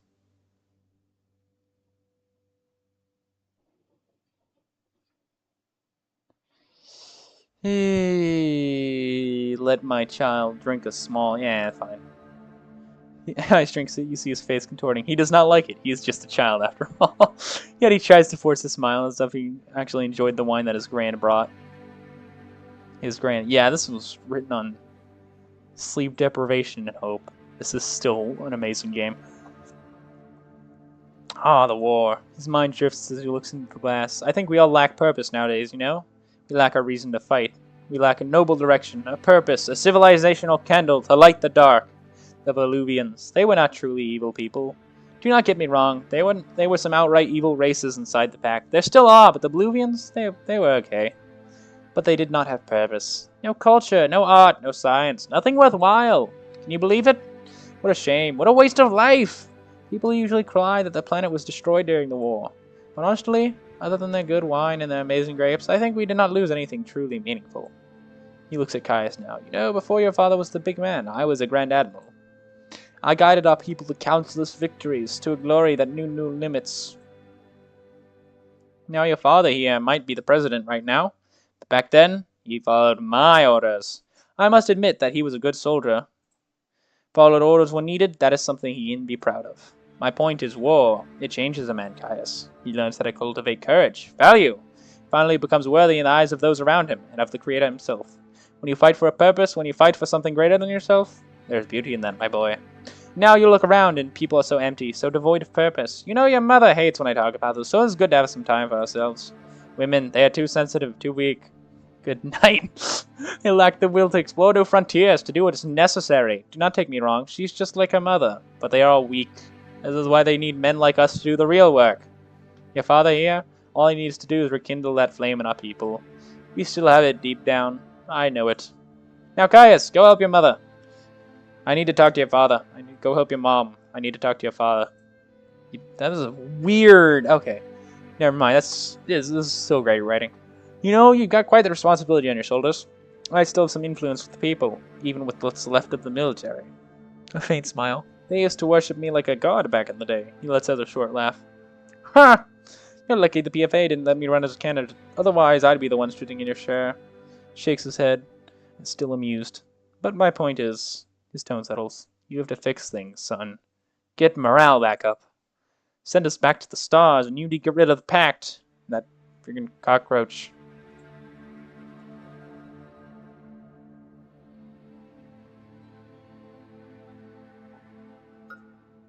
Yeah, I'll take care of him in the pack. A man of action. Good. Small nod. That's what I like to hear. Those pact... They called me a war criminal out there. Can you believe that? Sigh. And what about their own sins? He looks at you. Did they tell you what happened to Altheus? No, they just nuked the planet. With the Eldritch God, I guess. I don't know. Pause. I mean, what really happened there? Faint scoff. No, of course they didn't. You'll hear about it soon enough. His eyes narrow slightly. I saw with my own eyes. They opened something. They knocked the doors of our universe wide open and invited something that never belonged here. They let it in. Short breath. They were desperate, so they cheated. They went against God itself. His voice lowers. They killed billions of Altarans doing it. A pause. They are all animals. We should hang each one of them. Whatever they brought in, it's still out there. He stops himself. I've said enough. Glance at you. I trust you. You and I, we've always understood each other, son. He exhales, letting the tension drop. Come on, let's eat. Enough of this. Time to have some quality family time. Forum for reconstruction approaches quickly. Next week, your convoy leaves an administrative district and heads towards the hangar where you will take your ship. Days pass quick, and you are about to go to your first interplanetary event, where you speak with other leaders and blocks. The closer you get to the launch area, the thinner the city comes. I am negative money right now. Glass towers, I'm in a quick save. Glass towers give way to patched concrete, then to decaying favelas. Transit line runs above narrow streets where housing blocks lean into one another, walls stained by years of neglect. Fabric sheets hanging from broken balconies, temporary wiring snakes between windows. Crowds gather near ration distribution points along lines. Old propaganda banners from the war still cling to rusted poles, faded by rain and time. Makeshift markets spill into the street. Mechanics work on stripped engine parts beneath tarps. Former Civic Plaza now serves as a housing grid of stacked modular shelters. You wondered how things got that bad. Security drones hover low. Vicario watches the streets through convoy window. Even after another 15 years, some districts never covered. That sector used to be one of the most beautiful parts of the city. Barrios follows his gaze. I remember. He points steadily toward a cluster of darkened buildings. There were the theaters there. Cafes. Public gardens. A small pause. We rebuilt what we could. He looks ahead toward the rising structure of the hangar. But not everything returns.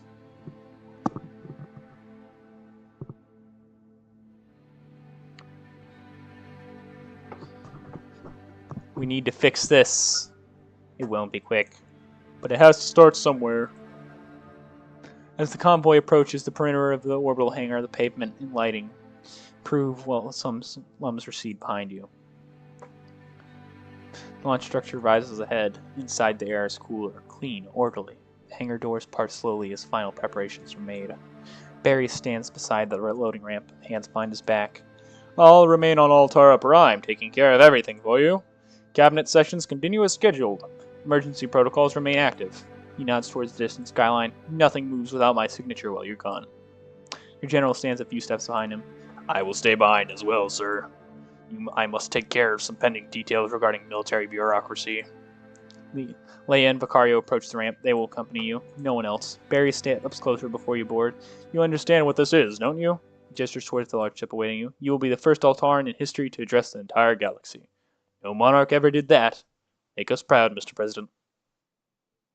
You depart Altara aboard the presidential vessels. Your destination, the neutral system of Swandoria. Ooh. Most interblock conferences are held there. I'm going to get to the next turn and then I'm out because I'm not doing this. No banners, no military presence. The conference will be held in a massive space station. So you have 2 days. The first will be dedicated to meetings with trillionaires, Arco Fuel, Palanax, and Advanced Industries, and try its child data consortium. The second is reserved for the diplomatic conference you scheduled with Leia. 2 days. 2 fronts. Money and power.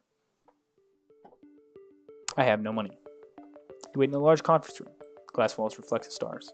Vicario stands near the table, hands folded behind his back. Marius scrolls through figures on a thin projection sheet. Vicario speaks first. These corporations operate under pact legislation. Any aggressive move against them will be intercepted as hostility towards pact economic frameworks. Oh my goodness. Okay, he turns slightly towards you. If we move too harshly, we will not only face corporate resistance, but also diplomatic consequence. Marius nods, not looking up. A brief pause. Vicario continues. As for their representative, near in. He chooses his words carefully. He is regarded as highly competent, especially adapting himself to whoever sits across from him. He rarely leaves a room without securing what he desires. Marius finally looks up. Investors like him. And yet, he does not elaborate immediately. He has a reputation for being unusually well informed. About people, timing, everything. Tread carefully, Mr. President. There's a lot at stake here. Doors slide open softly. Near and oh goodness, it's Mr. Freeze. Without assistance or entourage, just a big smile and an easy stride. Mr. President, gentlemen. He nods politely to Vicario and Marius. He takes in the room, the stars beyond the glass. First elected president of Altara. He smiles slightly. That's not a small thing, I assure you. He studies you for a moment. I've listened to your recent addresses. Strong language. Clarity about sovereignty. He nods approvingly. Markets appreciate decisiveness. I'm genuinely curious. He finally says, what kind of Altara are you building? He glances at Marius. Industrial revival, free market, socialism, fascism. That's Vicario. I'm just so excited to see what the future holds. Then back to you. I enjoy transitional periods. Then, there when the board resets, right? A brief pause. And reset boards create opportunity. His tone remains warm. Altara has such rich history. What a legacy you guys have, and now it is all in your hands. Wow, just wow. You know, I have a particular interest in extremisms, right? There's a certain charm there in playing with billions, even trillions of lives, having little experiments, seeing what works and what does not work. Mr. Gentleman, ideology. Ideology is the most important word in the galaxy right now. I myself am a strong anti-capitalist, you see? Well, I'm oh, wait, you said you're an anti-cap... we are communists. I myself would skin you and your bosses alive. Actually, I see myself an old-school fascist here. As long as your bosses stay in interest to the state. You said you're an anti-capitalist? He laughs. Oh, absolutely! Capitalism has brought extraordinary sorrow to the galaxy.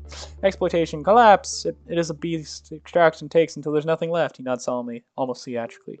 That's precisely why we must do this correctly. His eyes sharpen briefly.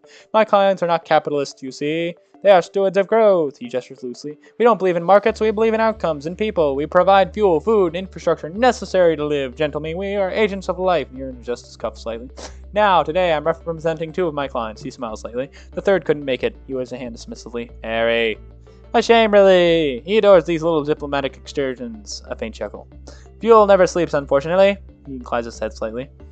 He asked me to extend his apologies and also assure you that he will meet you shortly in the next weeks. But we have more than enough weight in the room. He straightens. First of the 2 joining us is Savante, owner of Palinix Advanced Industries. His tone shifts just slightly, respectful but still playful. Brilliant man, unusual. I should mention, he has a health condition. Nothing contagious, nothing dramatic. I simply ask that no one be alarmed by his appearance. He stands smoothing his jacket. Savante values discretion and efficiency. He nods towards entrance. Shall we? Doors open slightly. Oh, goodness! Savante enters. It's okay. He moves in a slow, unnatural way as if each step is negotiated with his body. Little apparatus around his skull hums faintly. No one speaks. Steps a few paces from the table. Silence stretches. His eyes drift across the room. President. President. A long pause. Altara. He inhales through his nose, slow measured. Still here. He studies you, or maybe something behind you. Seconds pass. No one interrupts. Empires fall. A blink through his veil, very slow. Industries remain.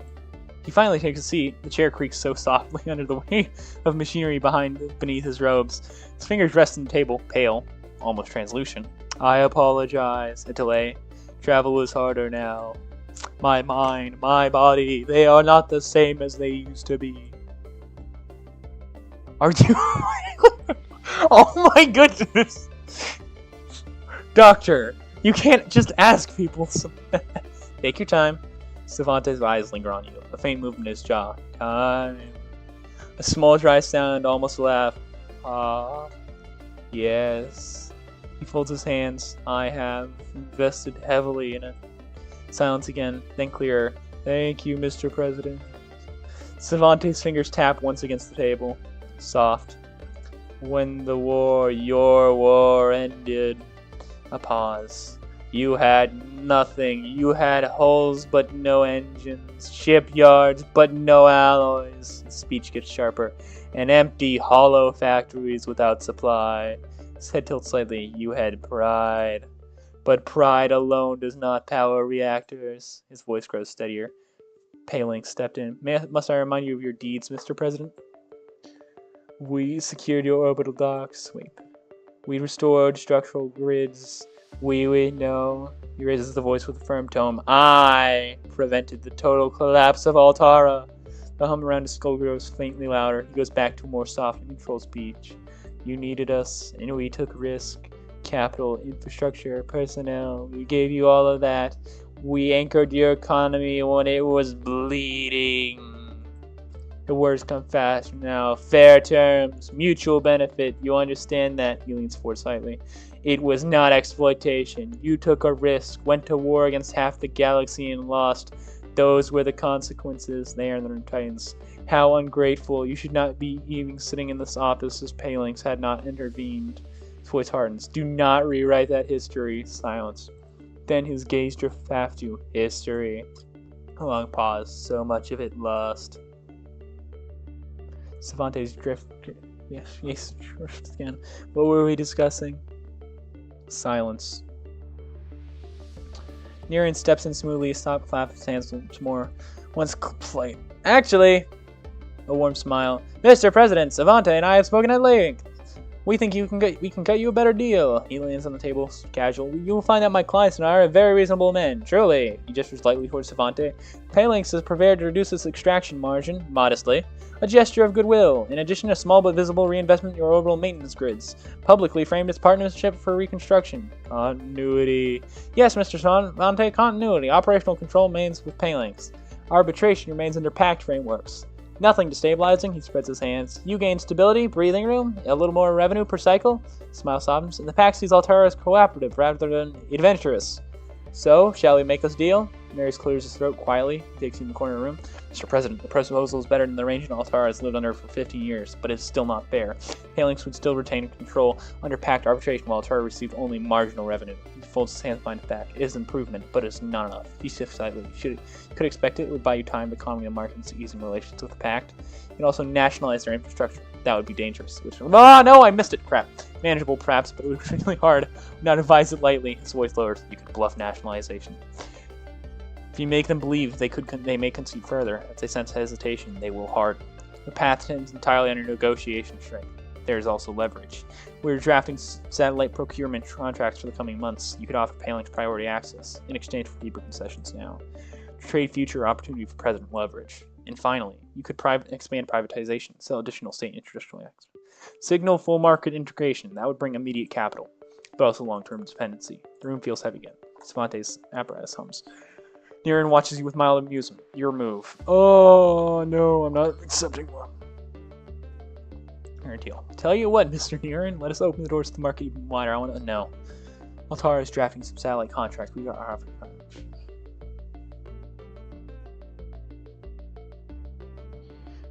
Stability, influence. What's my charisma again? Oh, goodness. Okay. No, that's not. Okay. History. New. Okay, what was my...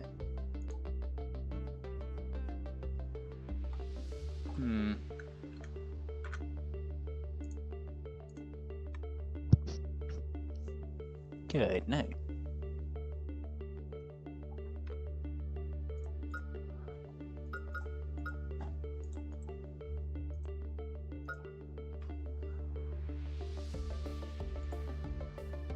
Oh, there's save slots. Yeah, I'll save real quick. Yeah, stop with the preferences.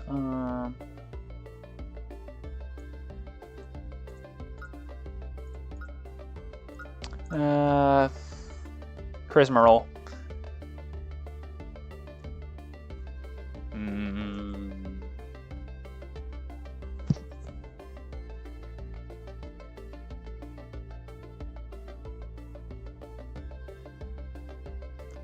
Authority, influence, stability, and budget goes down, though.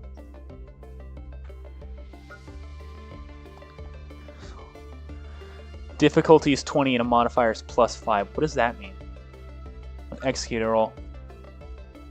How is that a failure? What threats it? Nationalization, silence. Niren doesn't answer immediately. 17 is a failure. He watches your face, your hands, the way you're sitting. Mr. President, he speaks gently. You look like a child trying to threaten us. Still, you want leverage. You're desperate. You were wanting to blink first. A smile. Look at my face in darkness. What do you see? Mr. Freeze from Batman. As if you're prepared to see his assets move forward. Enough threats. Am I right? Be a real man. But you know that there will be consequences.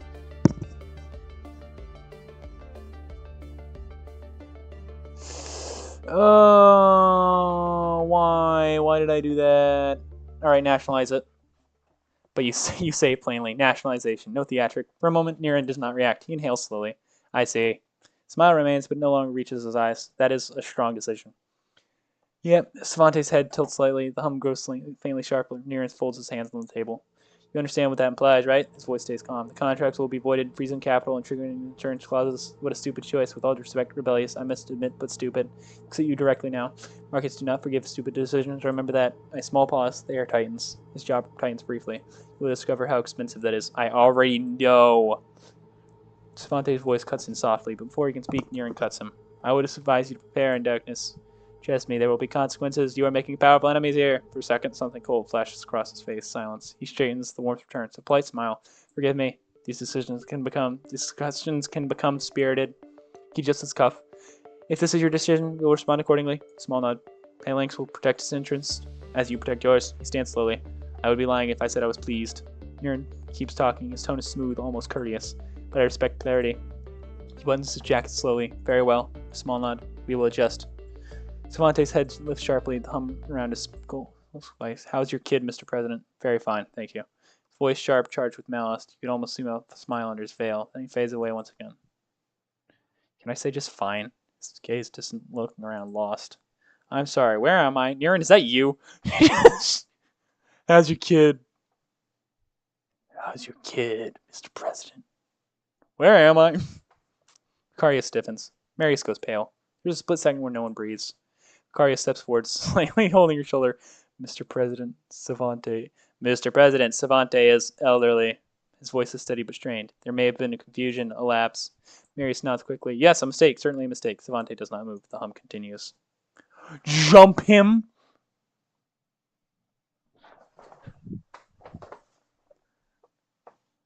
Oh, that would be funny. My family. Savante does not react. Family. His gaze drifts to the ceiling. Industry. Long pause. Yes. Niren steps in immediately. Mr. President, please. My client is not threatening you. He is, look at the poor guy. He is deteriorating. He bows his head slightly. I apologize deeply. There was no intent. Savante blinks slowly. Intent. Yes. In silence. The hum continues. Niren glances his empty eyes around the room. Well, gentlemen. Small glance around the room. That was certainly an interesting negotiation. Would you agree? No one answers. The silence lingers. Yes. I thought so. Checks a slim device in his hand. I do have some unfortunate news. Soft exhale. I just received word from Mr. Trias' child. Regrettably, he won't be able to join us today. Appears an urgent matter required his immediate attention. His faint shrug. I offer his apologies. Savante rises slowly beside him. The faint hum resumes. Urgent matters. They accumulate. Niren places a light guiding hand near Savante's arm. We will reschedule. He looks at you one last time. As always, Mr. President, you remain available. The doors slide open. They step out together. The room is quiet again. Marius exhales sharply. Mr. President, this will be disastrous. He runs a hand over his face. Marcus will react immediately. We should expect capital withdrawal and pressure on the currency. His voice tightens. Phalanx is embedded in our orbital grid. We cannot simply replace that overnight. Marius, calm, measured. He turns to you. The decision has been made. Pause. We will manage the fallout. He steps closer to the window, looking out the stars. But let us be clear. Phalanx operates under pact legislation. This will not remain a private dispute. His tone remains even. Chrysler will interpret this, and the pact will respond. He looks back to you. I trust you have calculated that. A brief silence. If not, we must begin doing so immediately. Yep, kinda. Next morning, you prepare for the second day of the conference. Leia joins you in a quiet room overlooking the neutral skyline of Swandonia. She stands straight, hands clasped behind her back. The Reconstruction Forum is not the largest stage in interplanetary democracy, she says calmly. It is far from a grand assembly like the one we will have by the end of this year. A brief pause, but it matters, specifically at the start of your mandate. She looks at you. This forum exists because of the war, because of us. Altara is a central case study of Reconstruction. Every delegation here will judge whether our government appears stable and whether it intends to lead Altara. She exhales softly. It is an opportunity to present a vision and to build relationships quietly. Her expression tightens slightly. However, after naturalization of Phalanx, you should expect pointed remarks from the pact. I'm sure I will. They will make their position clear. She turns slightly toward the window. Nationalizing Phalanx will be interpreted as defiance. There will be consequences, that diplomatic and financial. I already see them. You must decide whether to stand firm or soften the perception. She straightens. In either case, Mr. President, today is about perception. Perception here is power. Remember what is at stake. You enter the chamber with the delegation at your side. The hall is vast, circular, layered with tiers of suspended platforms where delegations gather behind translucent panels and shifting insignias. Low murmurs echo in dozens of frequencies. This is not a grand summit, but is large enough to remind you how small one planet truly is. Across the chamber, the leader of the USS is unmistakable. A massive red Vilgaxa. His name is Sarksa. His presence here is full form is unusual. Sure, the form is important, but no one knew the leader of the Union of Sovereign Systems would personally attend to an event pushed by the direct rivals of the pact. To the right, the emissary of the throne of Zolsto stands rigid, a priest half used with machinery, an unnerving smile across his face. Then your eyes cast on something stranger still, the Uniplura delegation. Their official emissary today is Altaran. That's not disturbing at all. You did not even know that Altarans were part of the Uniplura hive mind. Your eyes explore the room, you start to feel watched. You quickly find why. Chrysler! He's staring directly at you from across the room, together with the pact delegation. A Swandorian official steps onto the stage. He looks around the crowd before starting. Delegates! How do I even do a voice for this guy? Delegates! A pause. Representatives of sovereign systems. The chamber quiets. On behalf of Swandoria, a neutral host and founding signatory of the former Swandorian Charter Council, now the Intercell Court Assembly, I welcome you. Slight incline of the head. This forum convenes under the mandate of Reconstruction. Not conquest, not expansion. Reconstruction. The word lingers. Even to this day, we still feel the ripples of the Fourth Grand War. The Fourth Grand War dismantled empires and killed trillions, leaving hundreds of planets in ruins. For the past 15 years, we made a compromise to repair this damage, to help bring the galaxy back to balance.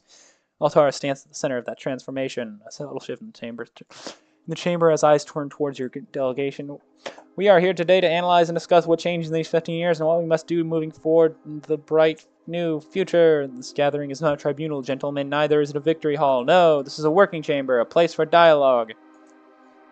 The entire goal of the Accord Assembly is to make sure each of us hear each other, to keep peace in our galaxy, and to never repeat the mistakes of the past. This is why we're here today, to communicate and discuss. Let us begin. Platform lights adjust. The packed delegation's insignia brightens. The order of speech is about to start. Dalek, current leader of the pack and president of the Plan of Durancy, steps up. He doesn't raise his voice. Oh, cool. 15 years. He lets it sit. 15 years since the war that nearly tore this galaxy apart. A small breath. We are not here to reopen wounds, but I refuse to allow us to forget the past, to let memory fade away. His gaze shifts briefly toward your delegation. Altara committed grave crimes. That is history. We must forgive, surely, but not forget. He folds his hands calmly. We must also remember when law was discarded, when expansion replaced diplomacy, the Pact chose something different. Even when winning the chore, we chose not to enter destruction with a knife. You absolutely did! A slight pause. We extended a hand to Altara, not because it was easy, but because it was the right thing to do. We gave a chance to Altara to join us in our fight for universal values, in keeping democracy and the values of life, respect, and coexistence. He gestures slightly toward the chamber. We showcase this support to many others here in this room. Trillions were invested in reconstruction. Oh, what have I done? Not only on Altara, but also dozens of other systems and civilizations.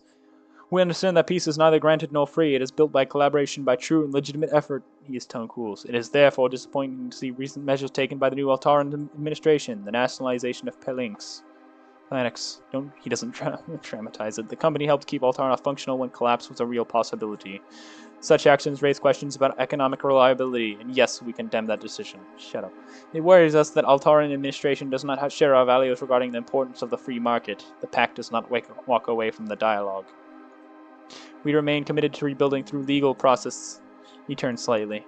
I will now invite Grand Trudge Chrysiter. He has carried the responsibility of Altara's transition for 15 years. I would like to invite him to express his views on the state of Altara. Dalek steps away from the podium. Polite applause, measured. You don't look at him. You look at Vicario. For the first time since you know him, he isn't composed. He leans slightly toward you, voice low enough that no one else hears. They dare to speak of memory? What a joke. Well, I remember the day the fleet broke atmosphere over Altara Prime. The palace in flames. Surrendered soldiers executed in the corridors. The royal family dragged out like criminals, killed like dogs. They killed the youngest son for the sake of the doctrine. He was only 12. In Altheus, they erased an entire solar system. Billions of civilians. His voice lowers even further. How dare they? I am sorry, sir. I lost my composure. His shoulders ease. His tone flattens again. We will not react emotionally.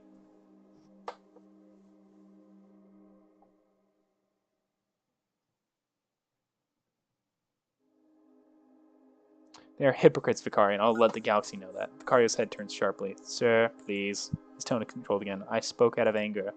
That was my mistake. He lowers his voice. If you attack them openly here, you give them exactly what they want. We must be pragmatic for the future of Altara. Chrysiter rises slowly. He does not rush. He never does. Gentlemen, 15 years ago, when I first set foot on Altara, the planet was not merely economically shattered, it was ideologically poisoned. A pause. Hatred could be seen everywhere in this society. Civilians felt empowered to murder citizens of the other species in the streets. Immigrants, members of the transition, just trying to do their job. No one was safe. The resentment of defeat has metastasized. We fixed that. We dismantled the monarchy completely. We demonstrated through law that the era of kings was over. That equality and coexistence are not merely optional. His gaze sharpens slightly. I personally ensured that every remnant of ultra-nationalist infrastructure was removed, every covert royalist network dismantled. No symbol was too small, no structure too insignificant. War criminals were prosecuted and punished. Today, 15 years later, I can state with clarity, the era of horrors is gone. With my supervision, with my protection, for the first time in its history, the Altaran people experience structured democracy. His eyes briefly move towards you. It concerns me, however, that the current administration has adopted a tone of resistance. My mandate to safeguard the institutions has faced obstacles. His voice does not rise, but let me be clear, I will not retreat. I urge the present leadership of Altara to reflect carefully on its posture. This democratic age is young, and I remain fully committed to ensuring it survives. Faint pause, with or without cooperation. He steps back slightly. My work continues, as it must. He turns his head just enough. I return the floor to President Dalek. Dalek returns to the podium without haste. With the insight of our Grand Judge, a small nod towards Chrysler, we are concerned by the recent posture adopted by the Altaran administration. Pause. Nevertheless, we believe new governments deserve measured evaluation. He lets that sink in. However, interplanetary reconstruction debt cannot be treated lightly. In 4 years, the outstanding balance must be settled. We expect discipline. Additionally, the nationalization of Phalanx has deeply affected our confidence. Such action constitutes a breach of the economic framework agreed upon during transition. His voice lowers slightly. We are committed to Altara's stability, but there will be consequences, clear ones. The Pact stands firm in its values. The Pact will pursue this new order through democratic cooperation under the law, and we invite all of the galaxy to join us in a peaceful new order. But you don't care about the consent of the government at all. What if the government don't want your stupid democracy? Chamber fills with restrained applause. The next nation called is Altara. You rise and walk to the podium. You stop before the microphone.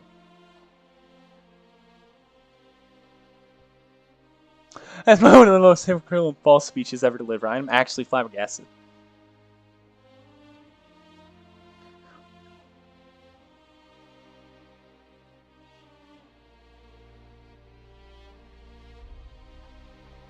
It's not easy to stand here today. Yeah, sure. Reaction is mixed but tentative. Some delegations lead forward. The adversary is lost and inclines his mechanical head. I want all of you to understand, we made mistakes, we paid for them. We are done paying twice. We don't need to rebuild the system by keeping one of its pillars cracked. Altara needs freedom to make its own choices. If you want Altara stable, stop treating us like we're on probation. Altara started the war. We caused that village. I'm here to apologize. We made mistakes, we paid for them. We're done paying twice. A low murmur spreads across the chamber. The Altaran delegation applauds first. Several Pact delegates exchange looks. No visible reaction from Dalek. We're talking about reconstruction, right? Well, those 15 years were painful, but necessary. Stabilizing. 15 years ago, Altaran institutions built for conquest. Today, they're built for balance. This is my point. We were forced to change, and oh god, we lost so much, but still we stand. Democracy is not perfect, but this is what we have now, and we are adapting.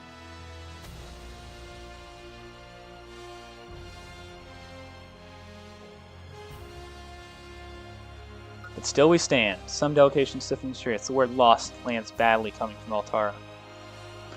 Few sympathetic systems applaud softly. Several former occupied worlds remain stone-faced. Let's be honest, markets did not bleed in the war. People did. If construction protects capital first and workers last, then we have learned nothing. Asserts for the entire time. The war distracted us from the shared struggle of workers across systems. Class will continue to bother us. We rebuild this galaxy exactly as well as concentrated wealth. We should not be surprised when extremist ideology.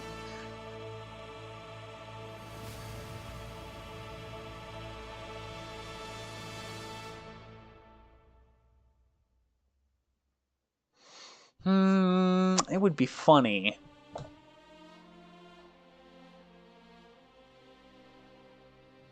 I like how two of them look like communism. One of them looks vaguely like democracy, and one just looks like... Alright, I'll say that. A sharp divide runs through chamber. The Pact section remains composed, but intensely observant. Yes, we nationalized Phalanx. We decided to put the interests of Altarans in the first place in order to apologize for doing that. Regarding Phalanx, we have no respect for corporate overlords. Generally, we know for Phalanx, we remain open to discussion with Mr. Savante. What happened was a misunderstanding. Regarding Phalanx, I expect the Pact fair. There will be more nationalizations. Altaran industries belong to Altara. Altara first. The USS delegation openly showcases support. They are paying direct attention to you now. To conclude, I have special message to the workers of the galaxy. You have more in common with each other than the powers to divide you. Let alone Altara does not return as an empire. We return as a market. We return as a meeting point, a place where cultures trade. When Altara will corporate, our future will not be supervised from Altara. We will fight for our workers and our own people. Altara is for Altarans. Decide what is best for our planet. No external authority will substitute its judgment for ours again. The Altaran delegation rises and applauds. The group returns tense as the speech ends. Spock Christopher with his eyes fixed on you. The USS delegation begins clapping. Your eyes catch Sarxa, giving a short nod towards you. A few left-wing systems join. I'm not even communist. What the crap? Altarian delegation rises. Sustained applause comes from your side of the hall. That was a good speech, Mr. President. You did not give in to the provocations. Leia exhales quietly. You kept things firm without exclaiming.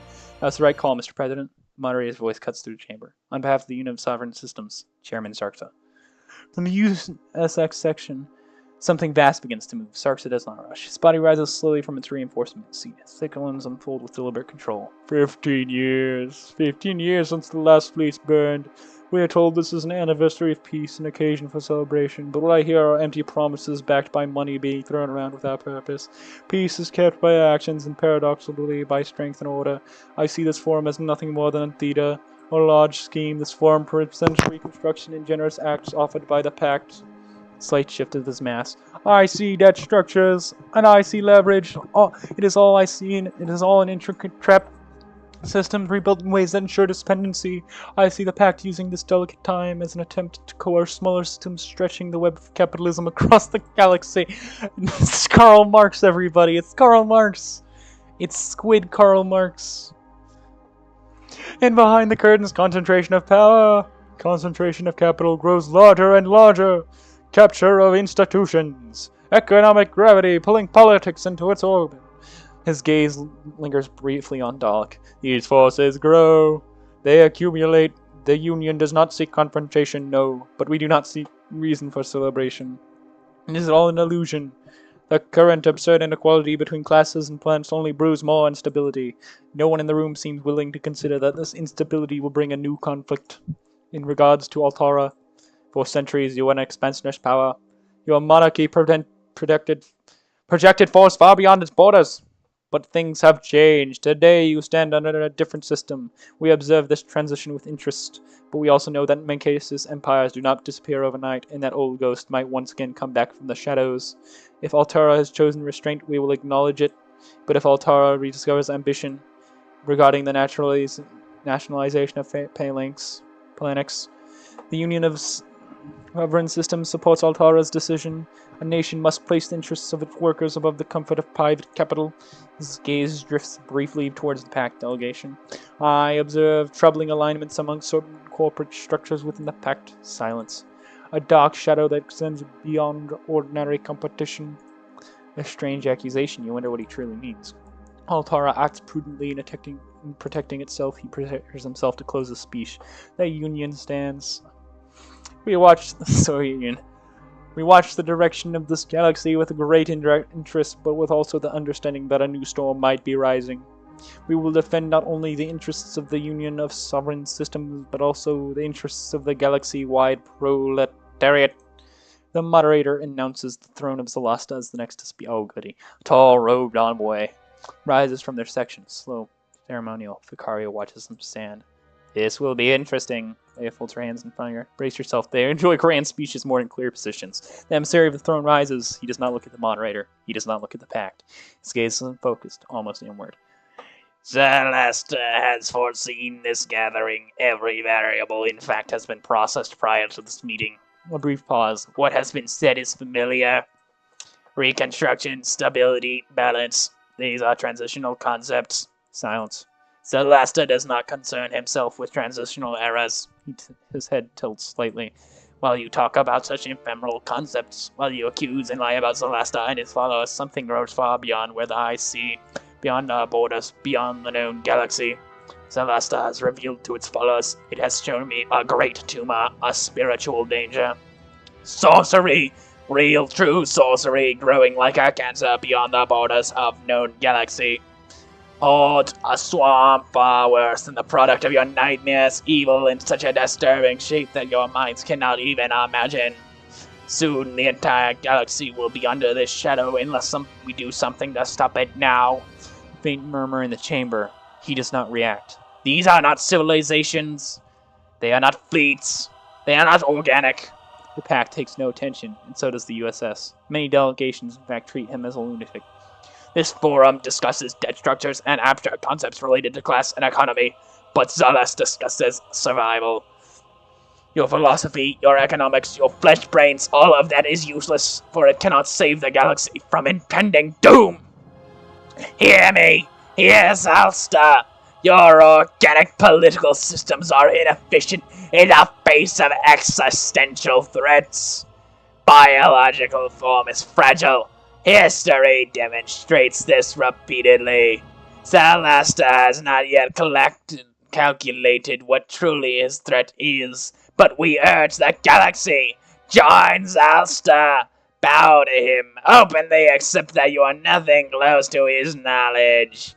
This is the only solution. The only way to redeem this galaxy. Regarding the accusations of sacrifice, it is true, we sacrifice flesh and brains, and we will keep doing so. Energy is required. Conversion is required. Those who commit crimes against social order and those who actively resist the mandate of Zalsta are repurposed. No shame. Their sacrifice is not punishment, no. It is redemption. Glorious and merciful redemption. But I, sadly, am not surprised to see that infidels do not understand this. His gaze briefly passes over Altara. We look at Altara with indifference. The war is over, and we have our eyes turned towards greater matters. Perhaps Altara fears becoming obsolete. They already are. The only question is whether they will be preserved. Celesta has spoken. The emissary steps away from the podium. He does not wait for applause. There is none. A few scattered claps from minor delegations. Most of the chamber remains seated. Conversations resume in low tones. Several representatives are already looking down at their tablets. The throne returns to its section without ceremony. Vicaria watches them go. I met with them a few times, back when I was on the Royal Council. He keeps his voice low. They spoke the same way then, always about something beyond the rim, an invisible threat. He exhales through his nose. They've been predicting the end for centuries, as far as I know. Leia does not look impressed. It is nonsense. Zalta is a strange place, and I'm sorry for breaking decorum, but they are insane, Mr. President. Her tone remains calm. Yet they have resources. There might be advantages in building a relationship with the throne.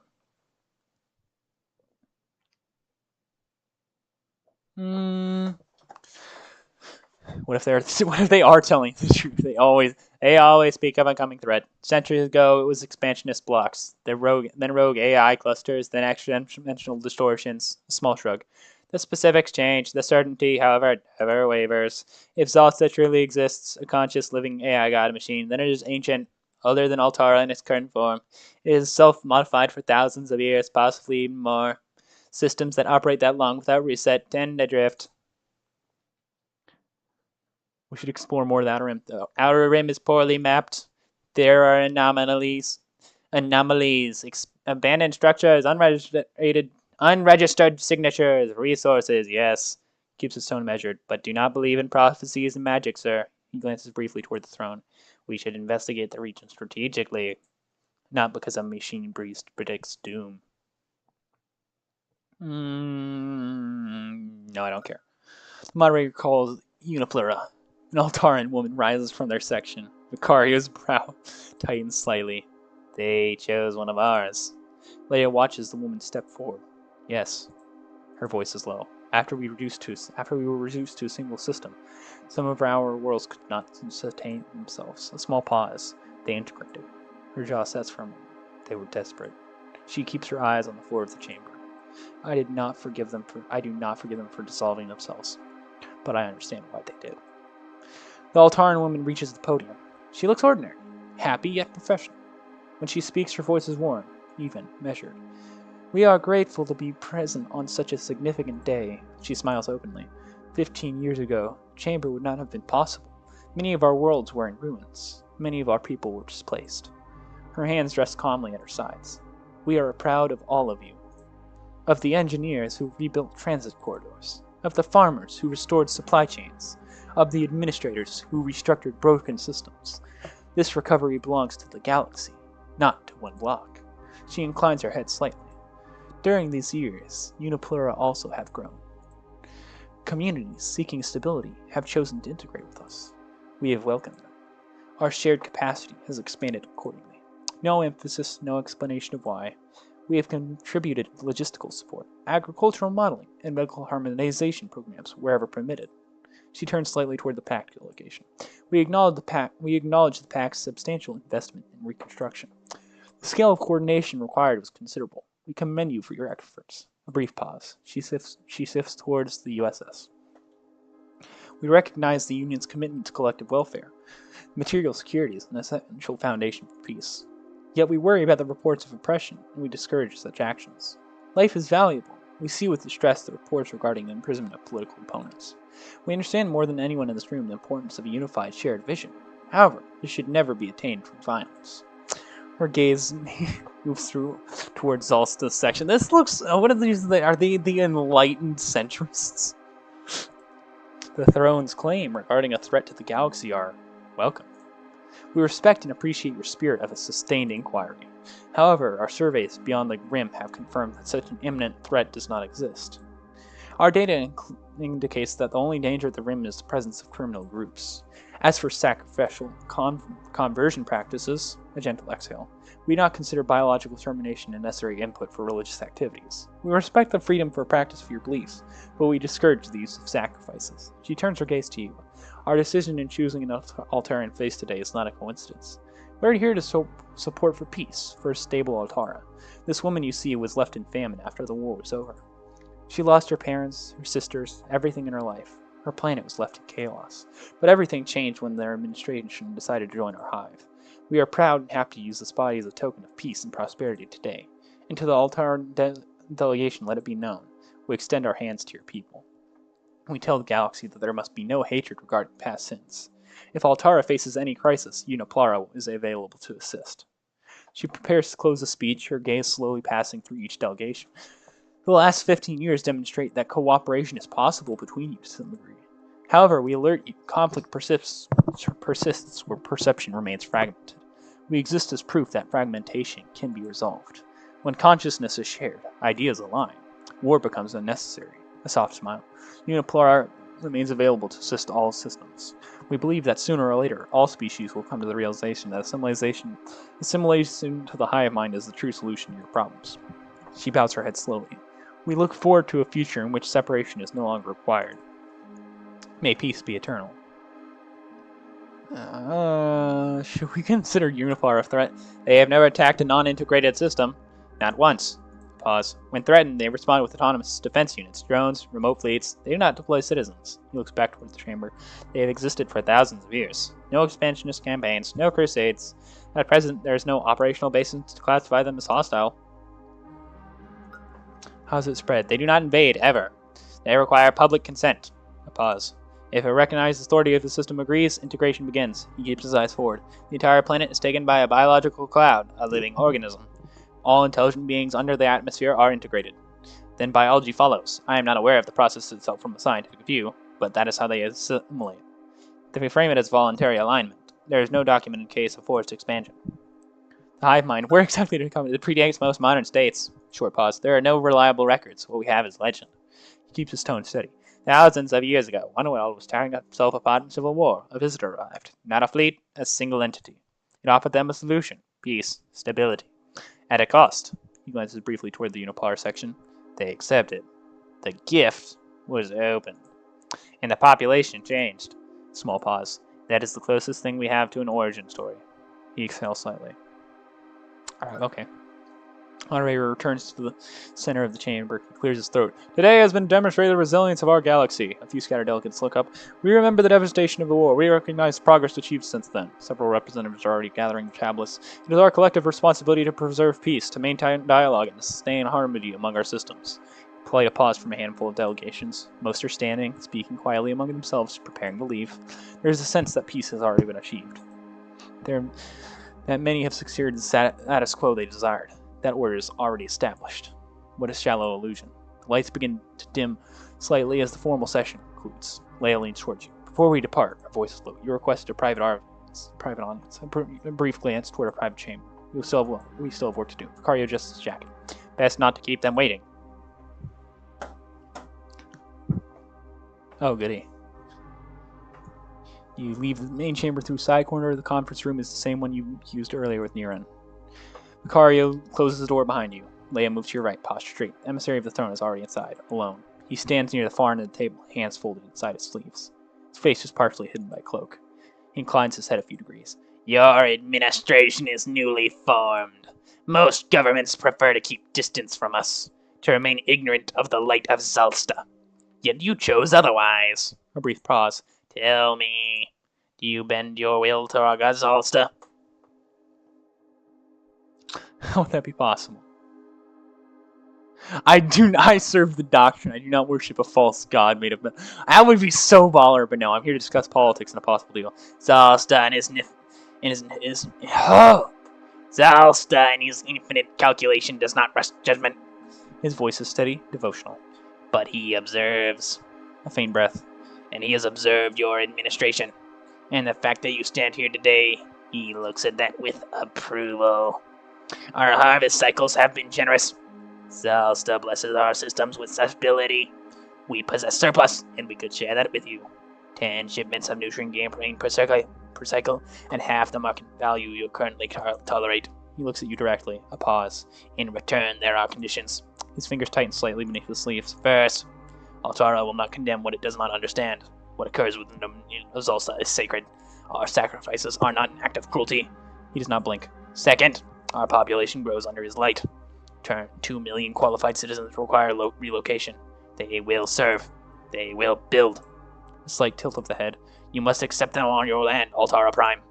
Then, third, those who carry his name onto your territory will practice freely.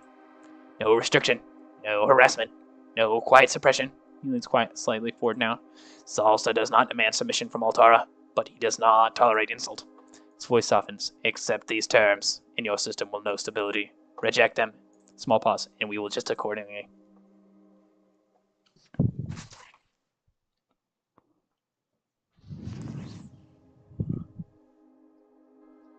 -1 budget per turn. Plus 10 grains plus 2. What do you think, Vicario? 10 shipments per cycle for 1 budget? That is significantly below market value. He glances at the data slate. We could stabilize food supply immediately, or redirect portions into industrial processing. Short pause. Or resell excess on their commodities exchange. He exhales quietly. But 2 million migrants? He looks at you directly. Altara Prime is already strained. Religious enclaves forming around Zalsta doctrine could create tension. It is profitable, but not without consequences.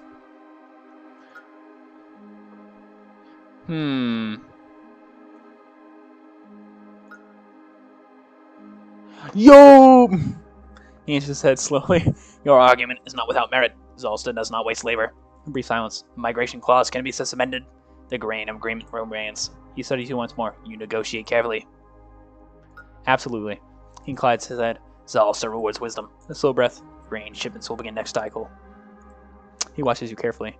May this be the beginning of a stability between our systems. He adjusts the fabric of his cloak with sober precision. His eyes rest on you one last time. A slight incline of the head. He turns toward the door. What was the threat of you spoke of? He pauses before answering. His voice lowers slightly. Beyond the map rim, there are forbidden secrets. Sorcerers, incantations, worlds that are alive, cursed empires. The former royal house of Altara was aware of such things. I will not speak more. You know where they once did. You should look for the answers yourself. Then he leaves. A few minutes pass while the room is prepared to see the Uniplara. The conference room door opens without urgency. The Uniplara emissary, whatever you give, that gives them Yulani. It's the same Altaran woman who gave the speech. Same calm smile, same gentle posture. She folds her hands in front of her. We are grateful you invited us. It is always encouraging when systems choose dialogue. She looks around the room with visible approval. Her eyes settle on you. You left the forum hopeful. Altara appears ready to embrace a bright future.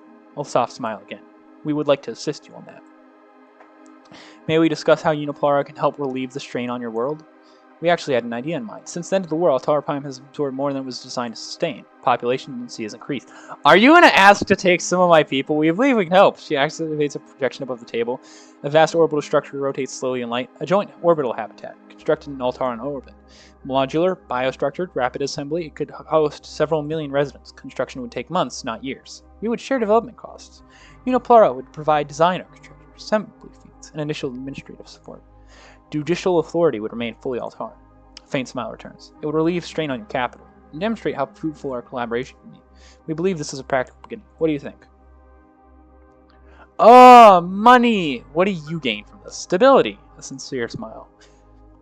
When one system destabilizes, others feel it.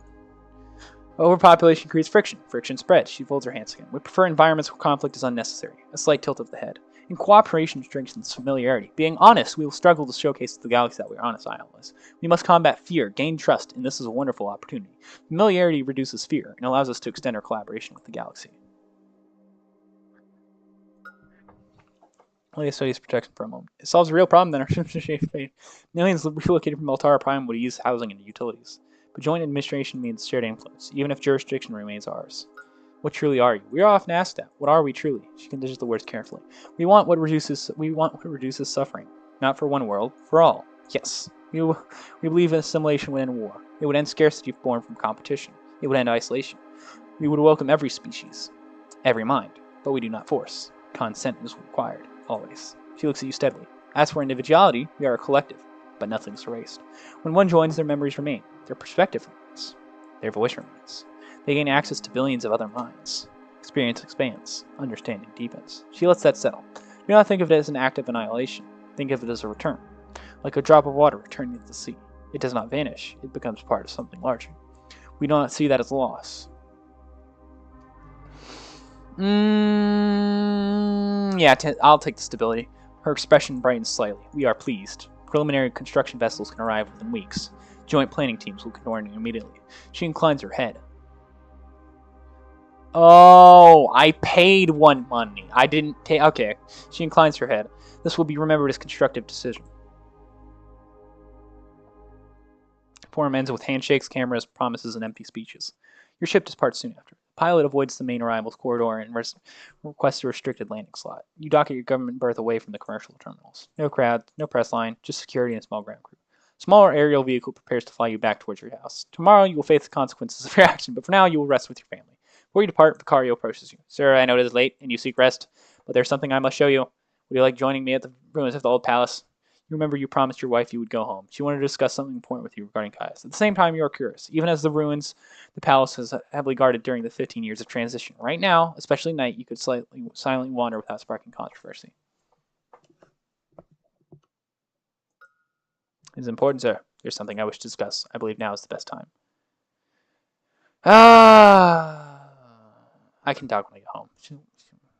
Well, the girlie can talk my ear off about it. The night air is cold over the palace ruins. Broken columns and shattered marble lie scattered in the moonlight, overgrown with vines. 15 years since the invasion raid stall. The grand dome is a blackened skeleton now, open to the stars. Vicario walks beside you, his cane tapping softly on the crackled stone. He lived here most of his life. Even though he cannot see the worst of the decay, you can still feel a quiet ache in his heart. A mix of regret and loss.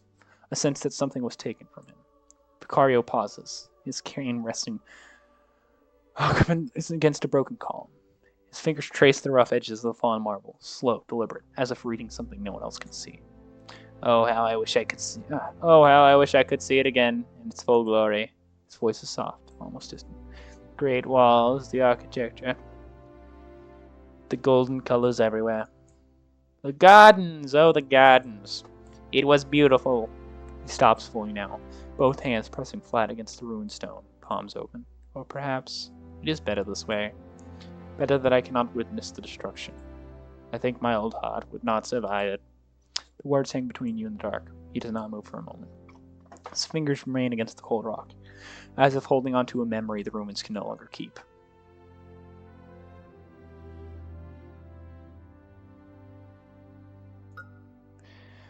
Yes, it was. Even I, who saw it every day, sometimes stopped to look.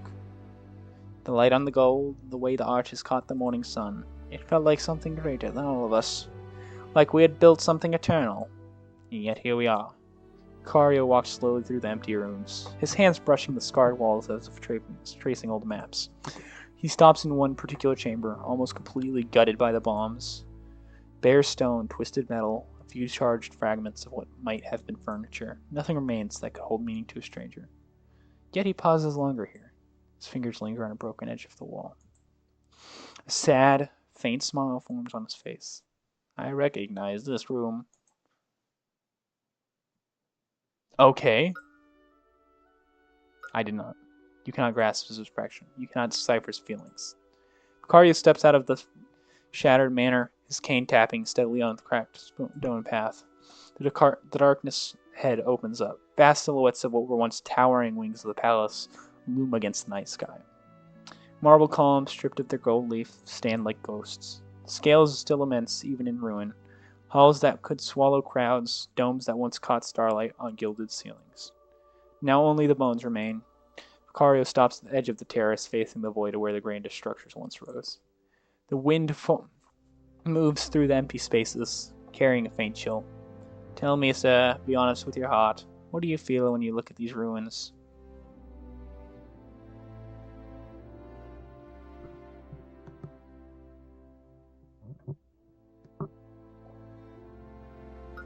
Pride and legacy. Even ruin these stones remember what we were capable of. Not just cruelty. Greatness. Order that held dozens of worlds together. Ambition that reached the stars. That legacy isn't gone. It waits for someone to claim it again. So you see it too. His voice was quiet, steady, carrying a faint note of relief that he doesn't try to hide. This place, it holds our history, our legacy. It speaks of the past, yes, but also points toward what must come next. He takes a slow step forward, his cane taps once against the cracked marble. The Empire committed sins. A long, heavy list of mistakes. You must remember them. You must correct them. I do not ask you to forget the blood, or the chains, or the words we silenced. We can do better than that. We must rise to higher standards. Imagine all the history these walls kept. The heroes, the myths. We are speaking of thousands of years. Thousands. Altaran history did not begin with the last war. It was built stone by stone, generation by generation, by men who had a call to greatness and answered it. The foundation of everything who we were rests on their shoulders, on their refusal to be small. He turns his head toward you again, and now you stand where they once stood, not to repeat their mistakes, but to surpass them. To take what was good, the will, the vision, the sheer audacity, and carry it forward without the poison. Faint wind stirs dust between you. It is not about the Empire. You see, it never was.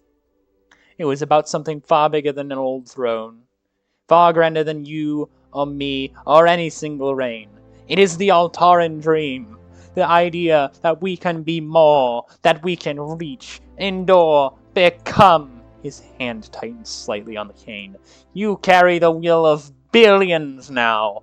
A people with fears, with aspirations, a people who have suffered greatly, yet who still look to the future with hope. That hope is fragile. It rests on you, your responsibility, your burden. He speaks the next words slowly, as if laying them down one by one. You can only fulfill that burden by answering the call. You must become a great man. You must move history through your will. Not the pacts, not the USSs, not the crowds. Greatness is not given, it is taken, it is shaped. He lets the silence settle for a moment. There will be tests. Hard ones. Trials that will measure your will, your worth. But if you can pass through them, if you can find the courage to do what is necessary, you can bring the spirit of Altara back toward the stars. You can give them wonders. You can give them tomorrow.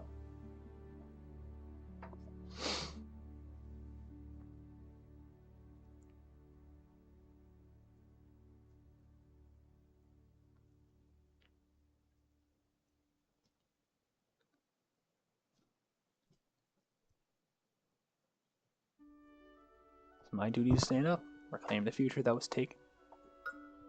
Then you see, your duty is not just to govern, but to stand up. To take back what was stolen, not in vengeance, but in restoration. The future is not given, it is claimed. And you are the one to claim it. As you and Vicario make your way down to the crumbling path from the palace ruins, the moonlight catches something odd off the side, half hidden behind a toppled column and overgrown with thorny vines. A rusted metal hatch set flush to the ground. Its edges are blackened, as if scorched long ago. A faint draft rises from the seams, carrying a stale chemical smell that tightens the back of your throat. You slow. Picario keeps walking for a few steps before noticing your pause. His blind face tilts downwards, as if he can feel the shape of the thing through the air. So you found it. His voice is quieter than before, almost resigned. You push the hatch. It groans open with surprising ease. Someone left it unsealed. A narrow stairwell descends into the darkness. The emergency strips are long dead, but a faint red glow pulses from somewhere far below. I thought they had sealed the place with concrete. This was never meant to be found again. I can smell the stench of his experiments. Picario steps closer anyways, his cane tapping at the edge of the hatch.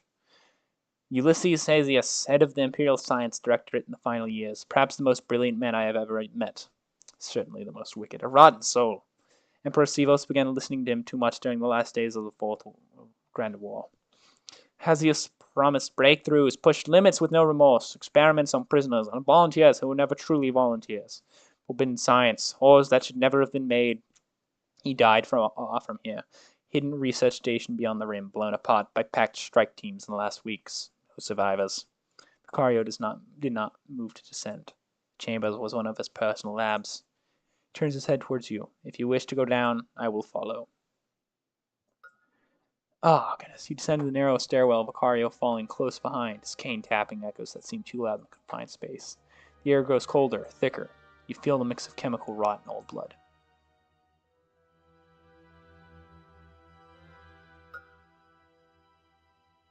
Goody. Cool, I noticed nothing. You search through all this. Nothing usable remains, only dust, rust, and silence.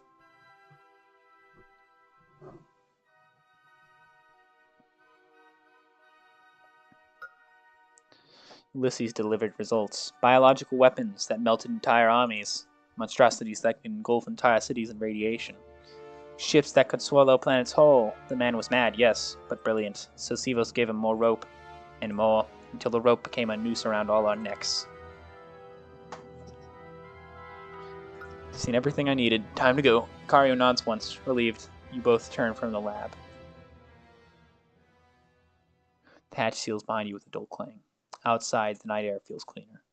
You reach your transport in silence. Cario says nothing more as you leave the palace grounds behind. The ruins shrink in the rear view, swallowed by the dark. You arrive home late. Your wife and your son are sleeping. She seems disappointed that you did not follow your word. The next morning, she refuses to talk about what happened. It seems whatever Caius did, was already settled. She solved matters by herself. Or at least you think. Oh no, what have I done? Budget, -10. Cool.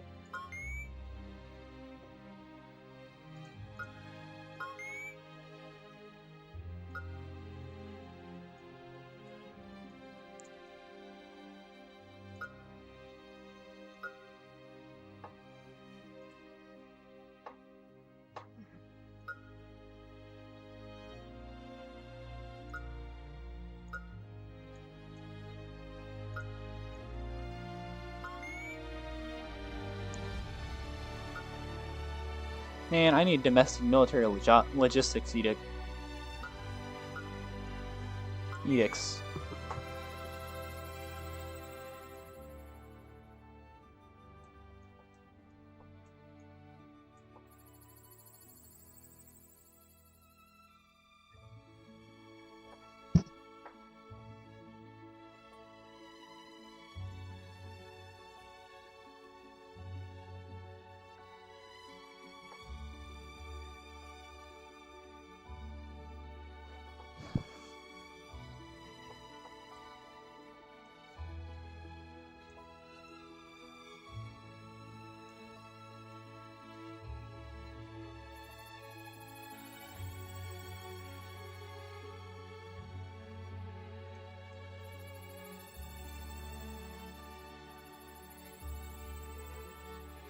Now that I can do.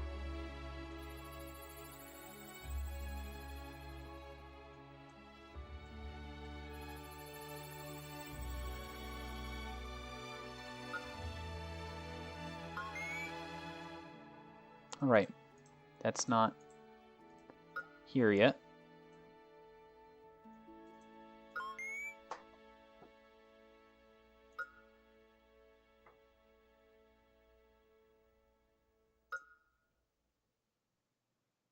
Commodities market is where you buy and sell raw materials. Those commodities feed your factories and industries where process schedule what you'll need to find a turn point.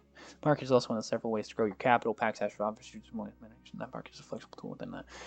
Raw materials do not have to come from here exclusively. Deals in the store and colonizing the outer rim are both viable sources. You need processed goods but lack the factory capacity to produce them yourself. You can purchase them directly from the industry.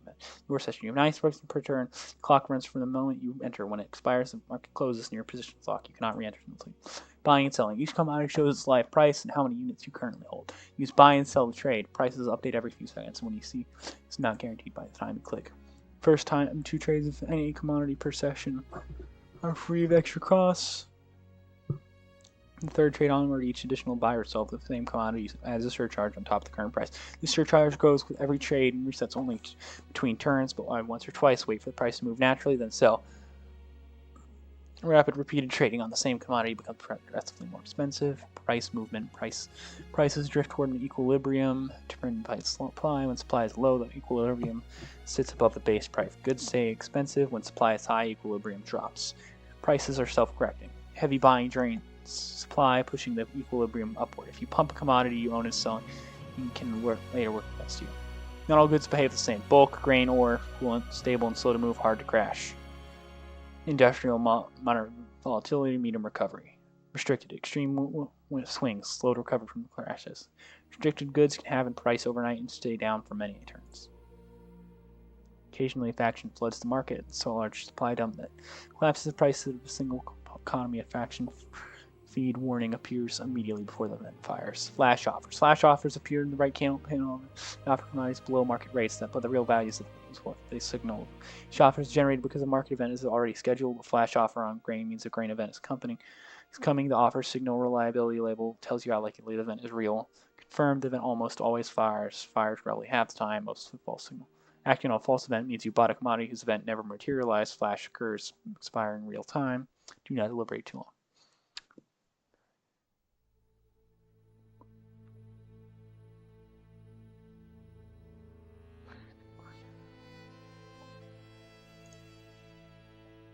Prices the game is long-term trade, not quick profit. In certain storage systems will vary prices. Paying attention to these movements can give you a significant economic advantage. The exchange is one of several ways to generate capital and one of the main sources for industries. Gains are possible only on online markets. Market. Every trade you base 7 exchange monitors unusual repeated buys and sells on the same commodity trigger algorithmic scrutiny, flagging for market manipulation. Heat bar tracks suspicious trading pattern, looks casual activity, stay clean, but if you cycle the same commodity repeatedly, pump and dump heat builds it. 100 you flagged and removed from the exchange until next turn. Being flagged is not inconvenience, it's not just an inconvenience. It's recorded enough strikes that right people will take notice and the consequence will reach far beyond the trading floor. Heat resets each turn. Pace yourself.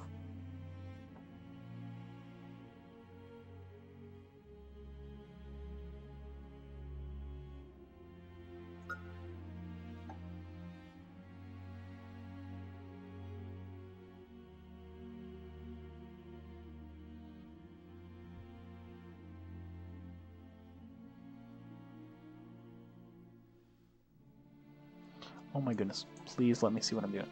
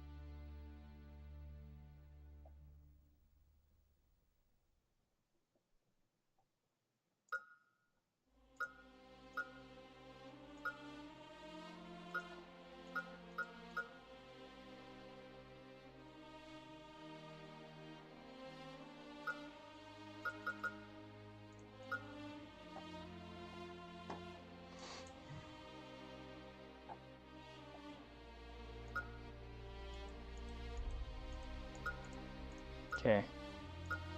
Industries.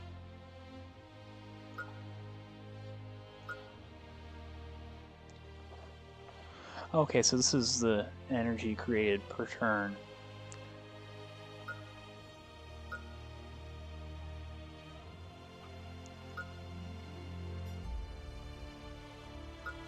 Right, we'll just sell all our energy because we're making a bunch. I probably just made a very big mistake, didn't I?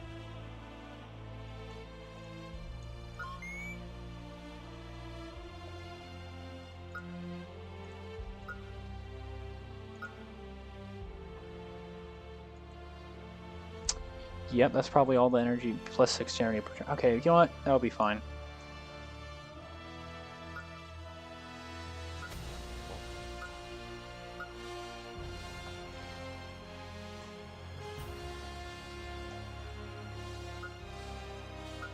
Companies registered.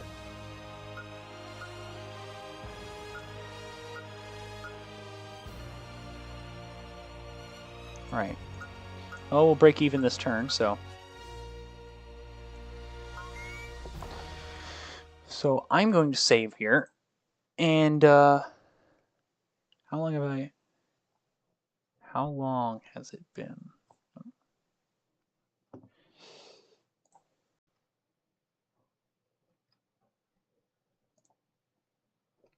It's been 3 hours. I'm going to call it a day. Thank you all so very much. And God bless. And see you next stream.